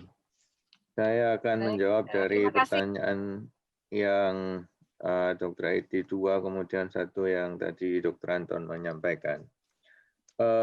Selama pandemi ini semua aspek kehidupan terpengaruh. Ini harus dipahami. Sehingga pelayanan kesehatan menurun di semua lini. Orang masuk rumah sakit berkurang, hampir rumah sakit beberapa tutup karena sudah nggak ada orang sakit mau ke rumah sakit. Di Sutomo mungkin tinggal 1/4-nya dari yang biasanya, jadi sebagian besar bisa dirubah menjadi perawatan corona. Ya, jadi memang ada penurunan pelayanan. Dan imunisasi pasti terpengaruh. Pada saat Kementerian Kesehatan mengeluarkan surat supaya imunisasi tetap berjalan, pada saat yang sama muncul larangan Kapolri tidak boleh melakukan kegiatan yang mengumpulkan massa. Betapa sulitnya menggabungkan 2 hal ini kalau kepala puskesmas bukan orang yang sangat kreatif. Akibatnya lebih banyak orang memilih jalan sederhana, berhenti melakukan kegiatan posyandu. Apalagi kalau kepala dinasnya mengeluarkan surat tidak boleh melakukan posyandu. Diskusi menjadi selesai, tutup, posyandu semua tidak dapat dilakukan. Maka semua orang juga tahu, KLB penyakit yang selama ini dicegah dengan imunisasi akan lebih banyak. Saya tidak menggunakan istilah akan muncul kembali, karena difteri di Jawa Timur ini sejak 2011 belum selesai. Setahun ada lebih dari 300 kasus, jadi kita akan melihat kasus itu lebih banyak lagi. KLB campak stop selama 2 tahun, tapi setelah cakupan menurun, dengan sendirinya dia akan muncul. Tetanus neonatorum kita nggak pernah selesai, selalu ada kasus setiap tahun. Kemudian pertusis semakin banyak, ya tinggal pokoknya di dunia ini siapa menanam dia menuai. Jadi kalau kita melakukan itu ya kita tinggal melihat saja. Dan itu adalah kekhawatiran utama setelah pandemi selesai? Itu jawaban terhadap pertanyaan yang kedua. Yang pertama mengenai sekolah, sepanjang pertanyaan ini dari awam, maka jawabannya adalah patuhilah ketentuan pemerintah supaya tidak terjadi keributan massal. Kalau ini menyangkut orang kedokteran, maka kita akan diskusi secara saintifik dalam forum yang lain. Akan ada webinar mengenai hal ini nanti tanggal 18, di mana transmisi di sekolah ini akan didiskusikan dengan semua bukti. Karena ini aspek ini nggak sederhana ya. Aspek ini rumit, tapi pada titik ini, rekomendasi IDAI, Ikatan Dokter Anak Indonesia adalah tidak membuka sekolah sampai akhir tahun. Itu rekomendasi kami. Kementerian Pendidikan sudah mengeluarkan pernyataan, sekolah tidak akan dimulai sampai kriteria-kriteria dipenuhi. Jadi akan ada daerah yang membuka duluan memang betul, tapi kriterianya saya lihat ya cukup berat ya, itu nggak sederhana itu. Saya nggak yakin kepulauan terpencil kayak di Sapeken bisa melakukan sesuai yang diminta di ketentuan itu. Ya, tapi sebetulnya kalau itu dipatuhi itu boleh. Kementerian Pendidikan. Ya. Di lain pihak, seperti tadi saya sampaikan di awal presentasi, Kementerian Agama tidak sepenuhnya mampu mengendalikan pesantren, sehingga sebagian besar pesantren Jawa Timur ini sudah dimulai pendidikannya minggu lalu dan minggu ini. Hanya 1-2 pesantren besar karena pengasuhnya ada yang kena corona, mereka terpaksa menundanya. Tapi yang punya santri ribuan ini hampir semua sudah mulai. Dan akan kita lihat dalam 2 minggu ini, apakah terjadi sesuatu ataukah aman-aman saja. Ya tentu yang paling baik nanti setelah semua fakta terungkap. Tapi diskusi secara ilmiah, ada banyak hal yang harus dipertimbangkan. Itu untuk sekolah. Nah, saya ingin menjawab pertanyaan Dr. Anton yang pertama tadi. Bayi tertular positif dalam umur sehari. Ya, apakah mungkin? Di kedokteran tidak ada yang tidak mungkin, semua mungkin. Karena yang bikin kan yang menciptakan kita, jadi pasti semua mungkin. Cuma masalahnya adalah bagaimana itu bisa terjadi. Pertama harus dilihat itu tesnya apa, karena semua tes itu ada palsunya, ya. Ada positif palsu, negatif palsu. Nggak ada tes yang diciptakan bukan oleh manusia, sehingga dia nggak pernah 100% sempurna. Kalau tes ini benar, bahwa bayi ini tertular, dengan fakta yang ada sekarang, kita tahu dia tertular bukan di dalam kandungan. Dia tertularnya adalah setelah dia lahir, jadi di sekitar persalinannya. Mengapa tertular setelah lahir kemudian terdeteksi dengan cepat? Itu ada beberapa penjelasannya, tapi tidak ada satupun orang berani mengatakan itu sudah terbukti semuanya. Nggak ada. Sebagian adalah asumsi berdasarkan fakta. Jika nanti fakta yang baru lebih banyak lagi dikumpulkan, mungkin kita akan lebih tahu mengenai hal ini. Saya menggok sedikit pada waktu Zika pertama kali diomongkan, kita nggak berani juga mengatakan infeksi terjadi sejak di dalam perut. Tapi setelah sekarang semua bukti muncul, kita berani mengatakan bahwa dia sudah terjadi sejak janin di dalam kandungan, dan itulah yang membuat janin ini mengalami kepalanya jadi kecil. Ya. Jadi dengan semua fakta itu kita akan mengubahnya. Bagi kalangan awam, prinsipnya sederhana, ikutlah petunjuk dari otoritas yang berwenang. Bagi kita para klinisi, dokter, ilmuwan, peneliti, atau pengajar akademisi, gunakan akal sehat masing-masing. Saya kira itu yang saya sampaikan, Dr. Anton. Terima kasih Dr. Domi atas penjelasannya dan jawabannya yang bagus sekali. Selanjutnya, sebelumnya saya mengingatkan buat partisipan yang ingin bertanya, silakan langsung bertanya di kolom chat ya, nggak perlu meraih hand-nya ya. Jadi selanjutnya, dokter, ini ada pertanyaan lagi dokter. Pertanyaan kedua, Assalamualaikum, izin bertanya kepada Dr. Erna dan Dr. Domi, apabila ada ibu hamil atau anak yang positif COVID-19 dan melahirkan di rumah sakit, apakah tim medis seperti dokter, perawat, bidan yang membantu persalinan otomatis menjadi ODP atau PDP dan harus melakukan isolasi mandiri? Terima kasih. Baik dokter, mungkin Dr. Erna dulu boleh menjawab. Maaf Dr. Anton, pertanyaannya maksudnya gimana? Kalau tenaga kesehatannya yang ODP, gimana? Di sini pertanyaannya bukan. maksudnya, Aku yang jawab, Ton. Jadi gini, saya jawab oh, duluan ya. Jadi kalau tenaga kesehatan karena menolong orang yang corona, tenaga kesehatan tidak langsung menjadi ODP. Sepanjang dia mematuhi peraturan perlindungan infeksi. Jadi kalau Anda menggunakan alat pelindung diri dengan memadai, kan petugas yang nolong corona ini banyak, termasuk salah satunya ibu hamil. Nah, petugas-petugas ini tidak dengan sendirinya menjadi ODP, ya enggak. Ya. Tapi kalau Anda tidak menggunakan alat pelindung diri yang memadai, ini loh masalahnya.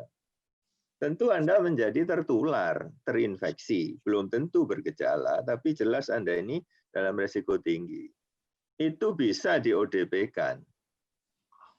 Itu bisa di-ODP-kan. Tapi sepanjang dokter, perawat, petugas lain menolong dengan APD yang sesuai, maka Anda tidak menjadi ODP. Penolongnya itu nggak jadi ODP, penolong ya penolong, dan dia sudah mematuhi, Anda baik-baik saja. Ya, tapi kalau Anda tidak, nah masalahnya banyak teman-teman kita itu tidak punya APD. Terutama rumah sakit kecil di daerah. Faktanya begitu ya. Jadi ada yang pakai jas hujan, ada yang pakai apalah baju ya. Itu semua yang tidak standar. Jadi resiko bahwa Anda tertular itu besar. Mereka yang punya, sebagian tidak diajari cara menggunakan dan melepas. Terutama yang penting itu melepas.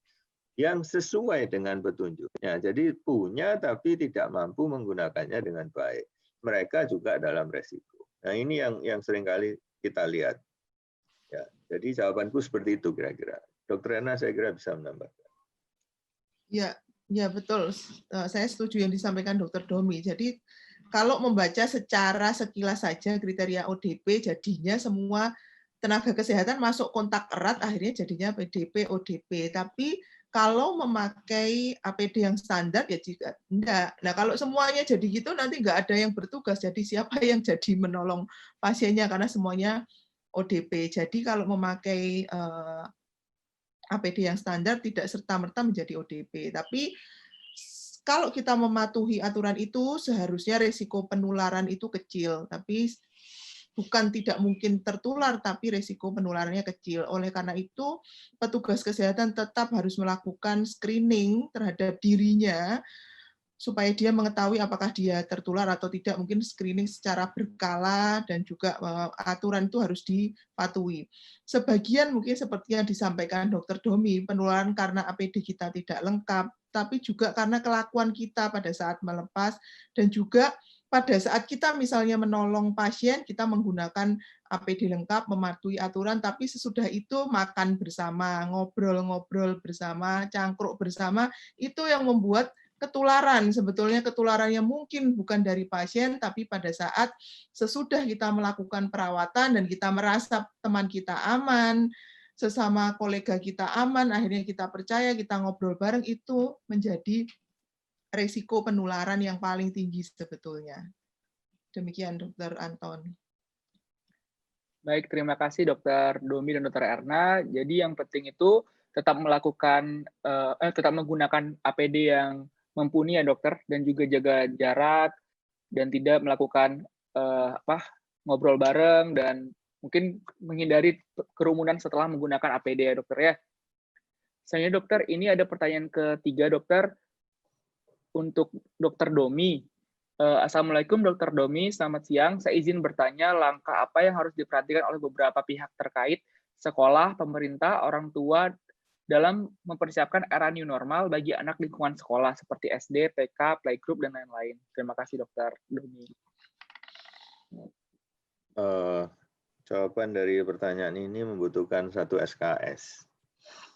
Jadi kira-kira kita kuliah 6 bulan ini ya, karena komprehensif.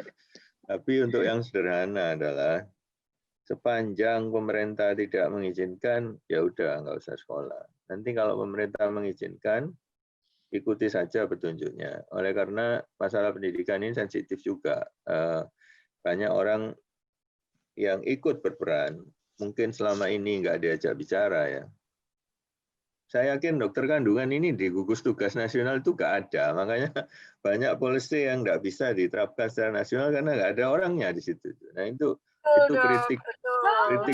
kritik kita terhadap gugus tugas bahwa harus mengikutkan orang-orang yang akan dilibatkan. Nah dalam hal sekolah ini, itu tadi saya bilang, kementerian sampai hari ini menjamin bahwa mereka tidak mengizinkan sekolah itu buka kecuali yang sudah memenuhi syarat. Syaratnya itu banyak. Di antara syarat itu adalah persetujuan orang tua juga. Ya, selain persetujuan dari kepala daerah. Jadi menurut saya syarat itu cukup fair, cukup adil. Jadi kalau kita baca seperti itu. Nanti kalau ditanya, apakah dengan membuka itu tidak ada resiko anak saya ketularan? Nggak mungkin itu dipastikan. Semua pasti ada resiko, tapi kita sudah memperkecilnya. Ya, seberapa lebih kecil itu berbeda-beda. Ya, tapi saya kira uji coba yang paling baik adalah dengan pesantren membuka dirinya. Jadi nanti 2-4 minggu ke depan ini mari kita lihat apakah mereka yang puluhan ribu itu aman-aman saja. Berarti sekolah juga aman. Ataukah ada sesuatu yang terjadi dalam 2 minggu ke depan ini yang bikin Jawa Timur ini lebih hitam lagi. Nah ini kita akan lihat. Ya, nanti kita akan tunggu bersama-sama. Cuma kalau saya juga ditanya, karena tadi ada yang tanya, sampai kapan COVID akan berlangsung? Tentu jawaban dasarnya adalah hanya Tuhan yang tahu. Secara saintifik, tidak akan selesai tahun ini. Jika vaksin ditemukan, maka kita berharap itu jawaban yang cukup menanganinya. Jika vaksin gagal, maka tahun depan pun COVID tidak akan selesai. Ya, karena faktanya menemukan obat itu sampai hari ini nggak ada yang efektif beneran. Jadi kita sangat bergantung pada vaksin. Pengalaman menunjukkan banyak penyakit tanpa obat mereda setelah vaksin muncul. Misalnya cacar, campak, itu semua nggak ada obatnya. Jadi mereka itu hilang oleh karena vaksin keluar. Semoga semua doa kita ini dijawab. Vaksin merupakan salah satu jawaban dan sekarang ini ada 170 perusahaan berusaha menemukan vaksin. Jadi ada 170 calon. 17 di antara 170 ini sudah dicoba di orang, sedang berlangsung. Ya. Tapi di dunia ini nggak ada yang instan. Coba hari ini dijual besok, tidak mungkin. Jadi kami di sektor medis akan tetap mengutamakan keselamatan orang yang kita tangani, sehingga tidak satu pun orang berani mengeluarkan vaksin sebelum dinyatakan 2 syaratnya, aman dan bermanfaat. Dan itu kita akan tunggu paling cepat pada akhir tahun ini. Nah, selama vaksin tidak ada, ini terserah orang tuanya. Mereka yang anaknya di TK, PAUD, untuk saya ya nggak perlu ketemu, di rumah saja cukup. Mereka yang TK, SD, itu perlu untuk berdiskusi lebih panjang mengenai lingkungan masing-masing. Ya. Di kelompok yang lebih tinggi kayak SMP, SMA itu lebih longgar. Untuk saya lebih longgar karena faktanya anak-anak ini sekarang sudah keluar semua, mau sekolah nggak sekolah, mereka sudah ada di jalan bergaul dengan kelompoknya masing-masing. Jadi resikonya hampir sama lah. Kita tahu pasti anak-anak kalau ditulari bukan oleh temannya sesama anak-anak, dia ditulari orang dewasa. Jadi nanti kalau sekolah terus kena COVID, bukan teman sekelasnya yang nulari dia. Mungkin gurunya, pak parkir, penjaga keamanan, penjual makanan di depan sekolah, atau keluarganya sendiri yang mengantarkan. Jadi 90% ditulari oleh orang dewasa. Demikian, Dok. Terima kasih Dokter Domi atas jawabannya. Selanjutnya ada pertanyaan untuk Dokter Erna tentang kriteria lepas isolasi. Ketika pasien sudah dipulangkan, selanjutnya apa yang harus dilakukan kepada pasien sudah pulang tapi masih status positif COVID? Terima kasih, Dokter. Baiklah, Dokter Erna, dipersilahkan. Ya, jadi yang saya sampaikan lepas isolasi dari kriteria WHO tadi adalah bahwa selama ini yang dipakai guideline dari Kemenkes, orang itu boleh dilepas isolasi kalau swab-nya sudah 2 kali negatif. Nah, tapi untuk mencapai 2 kali negatif ini, masing-masing orang itu berbeda. Jadi seperti yang disampaikan Dr. Domi tadi, PCR itu yang dilihat kan fragmen virus. Apakah virus itu hidup atau virus itu mati, itu kan tidak diketahui. Nah, jadi pada saat pemeriksaan, kalau misalkan dites, kemudian fragmen virus itu masih ada, orang ini masih tetap positif. Dari yang paling lama yang dilaporkan itu sampai 63 hari masih positif virusnya. Dan apakah orang ini 63 hari dia harus mengurung diri, tidak boleh keluar, harus isolasi. Nah, dari penelitian ternyata orang ini sebetulnya mungkin sudah tidak menularkan lagi. Jadi dari masa inkubasi yang 14 hari tadi, kalau misalkan orang itu dianggap bahwa pada masa 14 hari dia risiko penularannya tinggi, maka seharusnya sesudah itu fragmen virusnya sudah tidak ada. Tapi setelah diperiksa ternyata tetap ada. Dan kalau dilihat berapakah idealnya juga diperiksa adalah jumlah virusnya yang ada atau viral load-nya. Tapi kita tidak melakukan pemeriksaan viral load ini pada pasien COVID. Nah, yang diperiksa adalah fragmen virusnya, tidak memeriksa jumlah virusnya, sehingga kita tidak tahu apakah memang virusnya masih ada atau itu sisa virusnya, virus yang mati yang terdeteksi.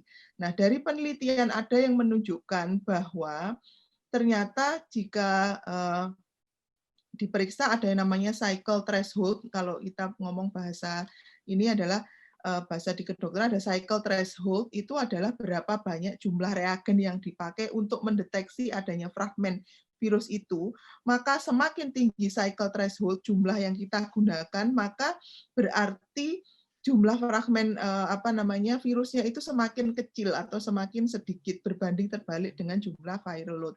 Nah, sebetulnya idealnya adalah kita juga mengetahui apakah pasien yang ini masih positif itu berapa CT-nya, cycle threshold-nya, berapa jumlah virusnya. Karena tidak ada media itu, sehingga WHO dari berbagai penelitian, dia menyimpulkan bahwa kalau orang itu dari pertama kali dia terdiagnosa, sampai mengalami gejala sampai 10 hari, kemudian ditambah dia 3 hari sudah tanpa gejala, dianggap pasien ini tidak menularkan lagi atau mempunyai resiko rendah terhadap penularannya. Nah, orang yang tanpa gejala itu didiagnosa dari pertama kali dia dites itu keluar positif, 10 hari kemudian dia tetap tanpa gejala, maka orang ini boleh lepas isolasi. Artinya dia boleh keluar, dia boleh ke community, ke masyarakat, dianggap dia risiko penularan rendah. Itu adalah guideline WHO yang keluar tanggal 17 Juni kemarin. Namun seperti kita tahu bahwa perkembangan dari virus ini, COVID ini, guideline itu selalu berubah, selalu ada penyempurnaan, ada penelitian baru yang menunjukkan data baru, bisa saja ini berubah. Di WHO sendiri dikatakan bahwa bisa saja ini nanti bisa terjadi perubahan lagi. Nah, ini mengantisipasi. Kenapa? Karena ada pasien yang tidak bisa dipulangkan karena dia masih positif terus. Dia tetap tidak diterima oleh masyarakat karena dia dianggap masih positif.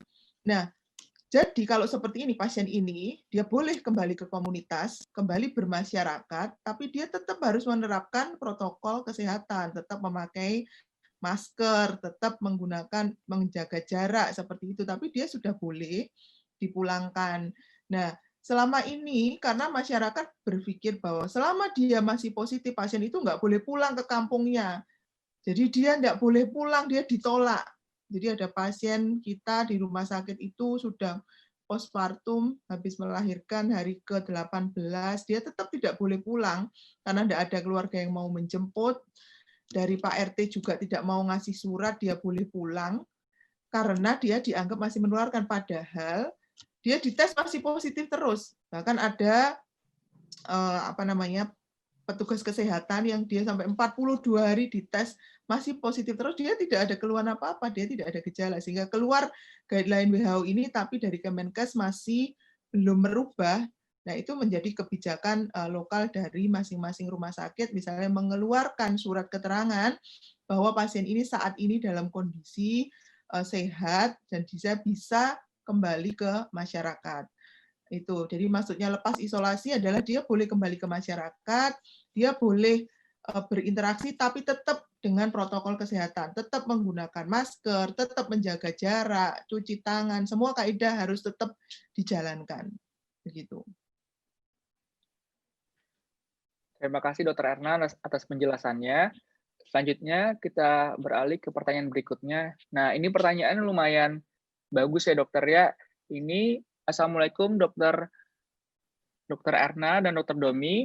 Izin bertanya, kan rapid test sebenarnya nggak spesifik buat COVID, bisa false negatif dan bisa juga false positif. Tapi kenapa masih dipakai? Mungkin ini yang selama ini dipikirkan oleh pengikut konspirasi sehingga tenaga kesehatan dituduh membisniskan rapid. Mohon penjelasannya. Saya dulu atau Dr. Domi dulu? Silakan, mungkin Dr. Erna dulu. Ini sebenarnya sudah kita jelaskan tadi ya, Dr. Anton. Kenapa masih dipakai? Idealnya adalah pemeriksaan swab itu yang dipakai untuk mendiagnosis. Tapi karena keterbatasan, kita itu swab tidak semua rumah sakit mempunyai alat pemeriksaan ini. Kemudian biayanya mahal, reagennya juga tidak sulit didapat dan terbatas, sehingga tidak semua pasien bisa kita periksa apakah pasien ini benar COVID atau tidak. Nah, idealnya ada yang namanya Early Warning Score untuk COVID, EWS. Nah, di mana EWS itu isinya banyak, ada dari gejala kontak, torak foto, itu mempunyai nilai yang paling tinggi. Jadi kalau ada gejala kontak positif, dari ada torak foto positif, dia sudah mempunyai nilai 5, yang artinya orang ini dicurigai mempunyai COVID. Nah, tapi yang saya sebutkan tadi, riwayat kontak ini sulit didapat untuk pasien kita. Karena orang bujuk itu banyak, orang tidak sadar kalau dia kontak itu banyak, sehingga ini menjadi sulit. Jadi kita perlu suatu alat lagi untuk lebih mempertajam siapa yang terduga dan siapa yang bisa dilakukan pemeriksaan. Sehingga kami di Opjin itu dari tools tadi, dari yang kita periksa, ternyata dari yang kita kumpulkan, yang saya presentasikan tadi dari di Rumah Sakit Dr. Sutomo di kamar bersalin, kita periksa rapid test, kita periksa torak foto, kita periksa EWS dan NLR, ternyata yang mempunyai sensitivitas paling tinggi itu rapid test. Jadi 75% pasien yang swab-nya positif itu rapid test-nya positif. Tapi yang gambaran toraksnya mendukung itu hanya sekitar 50%. NLR-nya mendukung juga sekitar 50%. EWS kemudian itu juga lebih rendah, dan riwayat kontak itu hanya satu pasien yang mengaku riwayat kontak. Padahal yang positif banyak, jadi kita sulit untuk mendapatkan dari situ. Jadi kita perlu alat untuk mengarahkan siapa yang sebetulnya kemungkinan pasien ini tertular. Jadi makanya kalau misalkan tadi suatu pemeriksaan antibodi atau rapid test itu adalah tidak spesifik sebetulnya, betul, karena spesifitasnya itu rendah sebetulnya, tapi kita dengan ini, makanya ini bukan alat diagnostik, ini adalah screening. Screening itu untuk meriksa awal. Nah, kalau dari screening ini positif, harus ditindaklanjuti apakah betul memang terinfeksi, sehingga perlu, kalau misalkan screeningnya positif, kita kelompokkan dulu, ini yang screening positif masuk screening positif. Nah, dari yang positif screeningnya ini baru dites lagi, kalau dites lagi ternyata memang dia positif. Kalau di screening dites negatif, dia kembali. Masalahnya karena tes yang terbatas tadi, sehingga kita perlu screening. Guideline di luar negeri, mereka tidak menggunakan rapid test, mereka langsung menggunakan swab, karena mereka ada fasilitas dan cepat pemeriksaannya. Dan mereka menggunakan yang paling utama adalah targeted, jadi dari anamnesa, riwayat kontak tadi, ada gejala, maka mereka dilakukan swab. Nah, kita itu menemukan kontak ini sulit sekali, anamnesa. Pasien yang sudah jelas-jelas positif aja datang ke rumah sakit bilang dia belum dites, dia nggak ada keluhan apa-apa, makanya kita sulit untuk mendapatkan itu. Sehingga kenapa itu masih dipakai. Sehingga tuduhan orang ini bisnis kesehatan, kenapa kok rapid masih dipakai padahal tidak sensitif, itu adalah alasannya itu seperti itu, Dr. Anton. Mungkin Dr. Domi bisa menambahkan. Ya, jika pertanyaan ini berasal dari tenaga kesehatan, maka jawaban saya, kita sekarang sedang berkelahi, berdiskusi, berurun rembuk mengenai bagaimana mendudukkan tes pada porsi yang sebenarnya. Ya, tapi belum mengubah kebijakan.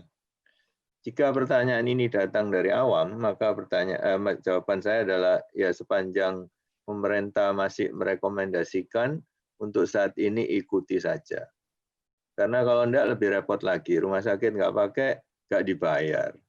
Ya, terus di drop, nggak digunakan, nggak apa-apa nggak digunakan, tapi nggak bisa dikembalikan. Dan itu uang negara yang sudah dibayarkan, kan repot. Jadi serba salah lah jawabannya kemana. Tapi sementara ini ikuti saja. Sedangkan mengenai orang menuduh segala macam, ya memang di dunia ini ada sekelompok orang yang menurut ahli kebatinan, auranya memang negatif terus. Jadi orang ini nggak pernah ngomong gelas setengah penuh, dia itu selalu ngomong gelas itu setengah kosong. Itu memang ada. Jadi dan itu menunjukkan bahwa yang Maha Kuasa itu menciptakan orang begitu bervariasinya. Jadi kita nggak bisa mengharapkan satu suara. Ya diterima saja. Anda berhasil, orang nggak senang banyak. Anda nggak berhasil, orang nggak senang ya tetap banyak, walaupun orangnya mungkin lain. Tapi hidup memang seperti itu. Saya kira itu jawabannya. Terima kasih Dr. Erna dan Dr. Domi atas jawabannya. Selanjutnya, ini ada pertanyaan lagi dokter untuk Dr. Dominikus. Dr. Dominikus. Anak saya usia 6 bulan dan swab kemarin positif COVID, terpapar dari babysitter. Anak saya tanpa gejala sehingga isolasi mandiri dan minum antivirus dan multivitamin sampai 5 hari. Tapi setelah 5 hari malah muncul batuk pilek. Pertanyaannya adalah, apakah yang harus dilakukan dokter? Terima kasih dokter. Menghubungi kembali dokternya untuk mendapatkan pengobatan. Karena tetap bisa dua ya. Batuk pilek biasa, bukan yang berhubungan dengan COVID-nya. Atau COVID-nya yang memburuk ya bisa. Dan ini hanya bisa dilihat dengan memeriksa anak ini dan mencocokkan dengan semua data sebelumnya. Siapa yang tahu dokternya dia yang mendapatkan pertama, menurut saya itu yang harus dilakukan. Bisa dua, jadi tapi umumnya kalau di anak-anak, gimana orang anak Indonesia itu rata-rata sebulan 2 kali batuk pilek, ya kita memikirkan yang biasa-biasa saja dulu bahwa ini batuk pilek biasa. Tapi ketika kita memikirkan yang biasa ini, hendaklah tidak pernah terbuang bahwa kemungkinan ini memberat selalu ada. Saya kira tetap optimis, tapi jangan sampai kemungkinan yang kecil nggak dipikirkan. Itu saya kira seperti itu. Terima kasih dokter. Berarti lebih baik langsung menghubungi dokter yang memeriksa sebelumnya dokter ya? Itu yang terbaik. Kalau saya jauh dok, saya tinggal di hutan atau saya nggak ada biaya atau apalah ya, ya obat batuk biasa dulu. Coba obat batuk mana saja. Jika anaknya jadi panas, ya, wah ini lain lagi. Tingkat resiko bertambah. Kalau anak Anda sesak, Anda nggak punya pilihan sama sekali. Pilihannya cuma satu, ke rumah sakit.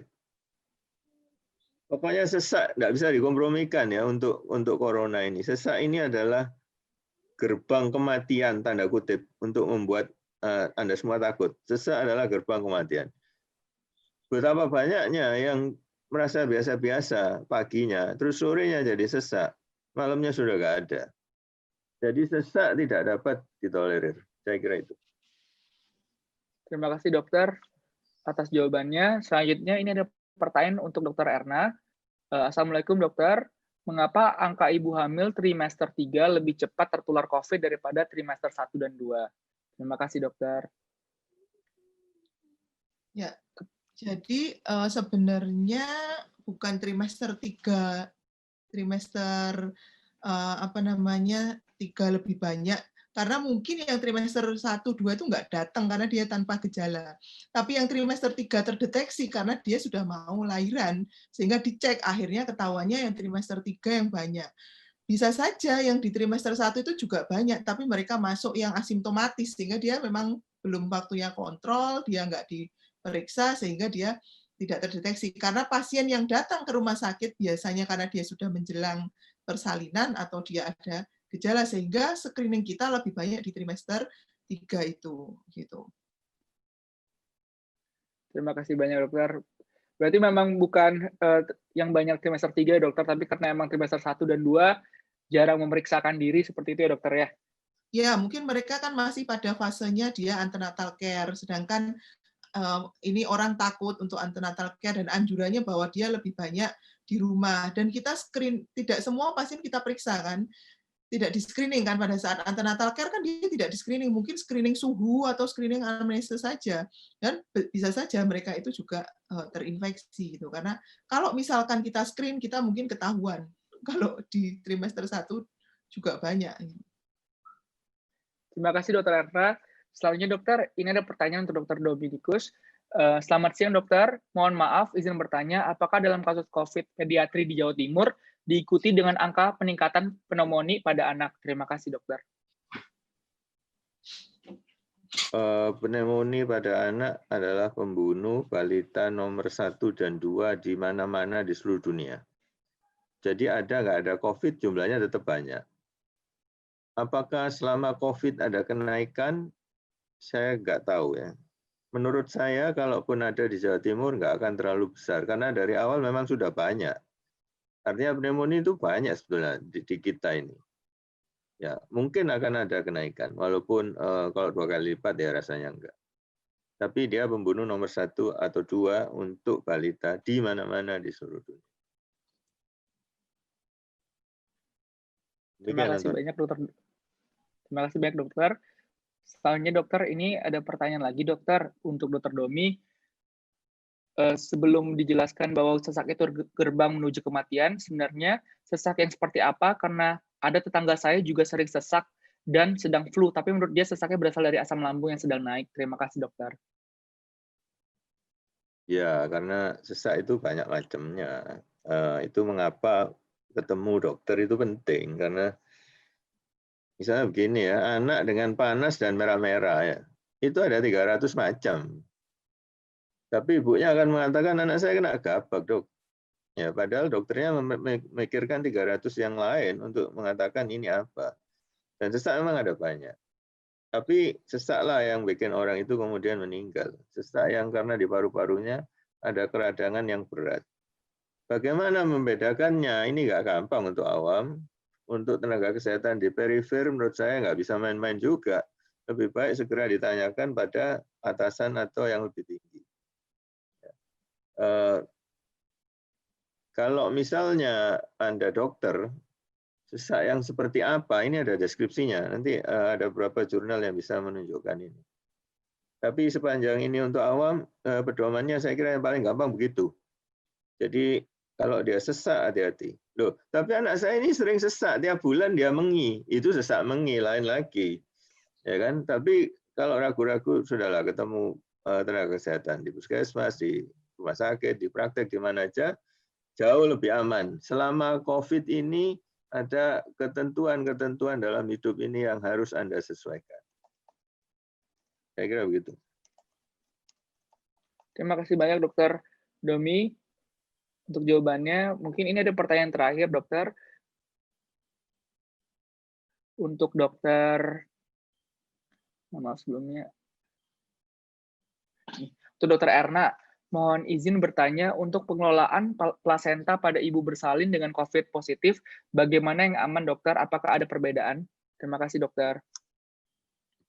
Jadi untuk plasenta itu tidak ada bukti bahwa plasenta itu mengandung virus. Jadi kalau virus itu dalam darah itu persentasenya sangat rendah sekali atau hampir tidak ada. Justru pada feses wanita hamil atau feses orang yang terdeteksi ada virusnya.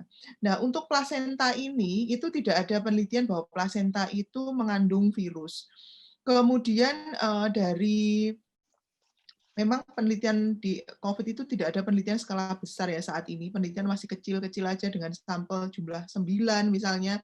Yang dilakukan penelitian di plasenta itu, yang dari swab plasenta itu ternyata negatif, tidak ada virusnya.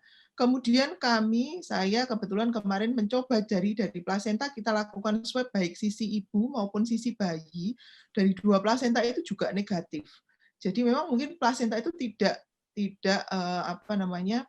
menularkan, sehingga perawatan plasenta ya tetap seperti biasanya, seperti perawatan pada umumnya, tapi tetap apapun kita menggunakan universal precaution-nya pada perawatan plasenta itu, memperlakukan seperti dia infeksius. Lebih baik kita anggap semua itu berisiko daripada kita kecolongan. Tapi secara ini tidak ada bukti bahwa dari plasenta itu bisa menularkan. Terima kasih banyak Dr. Erna. Selanjutnya kita menutup sesi Q&A kita bersama-sama, dan sebelumnya saya mau mengulang lagi beberapa penjelasan dari Dr. Domi dan Dr. Erna, yaitu tentang COVID-19 ini, penyakit COVID-19 ini berbahaya ya semuanya.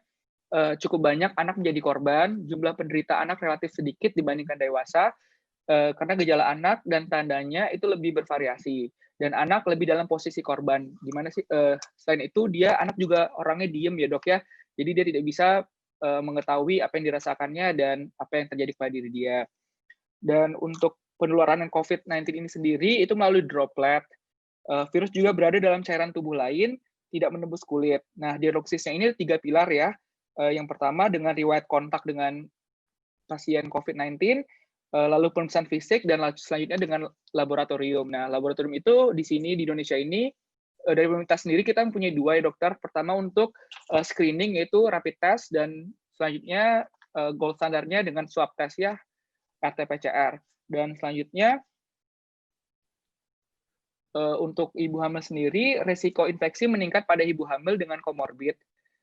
Yang kedua, resiko terjadi persalinan prematur, hambatan pertumbuhan, dan penularan pada bayi setelah persalinan. Selanjutnya, COVID-19 pada ibu hamil lebih dari 60% tanpa gejala, lalu perlu pemeriksaan screening untuk menentukan tempat bersalin dan mencegah penularan pada bayi. Terdapat penyesuaian pemeriksaan kehamilan, tempat bersalinan, perawatan pasca salin pada ibu hamil dengan COVID-19. Dan selanjutnya saya berterima kasih kepada Dr. Ernawati, SPOG, dan Dr. Dominikus, SPA. Selanjutnya dengan Dr. Ekti Mardian, SPOG juga. Terima kasih atas waktunya, telah memberikan ilmunya kepada kita semua, dengan ilmu yang sangat bermanfaat bagi kita semua, dan saya mengucapkan terima kasih banyak sekali lagi. Dan buat teman-teman semuanya, jika masih ada pertanyaan, bisa bertanya kepada Instagram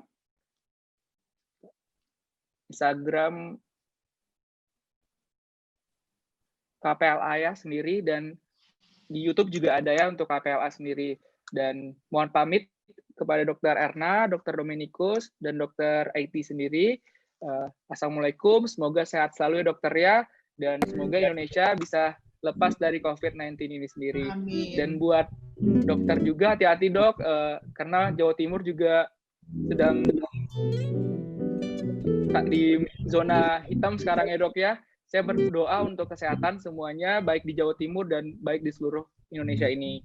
Matur suwun dokter, terima kasih banyak atas waktunya dan kesempatannya.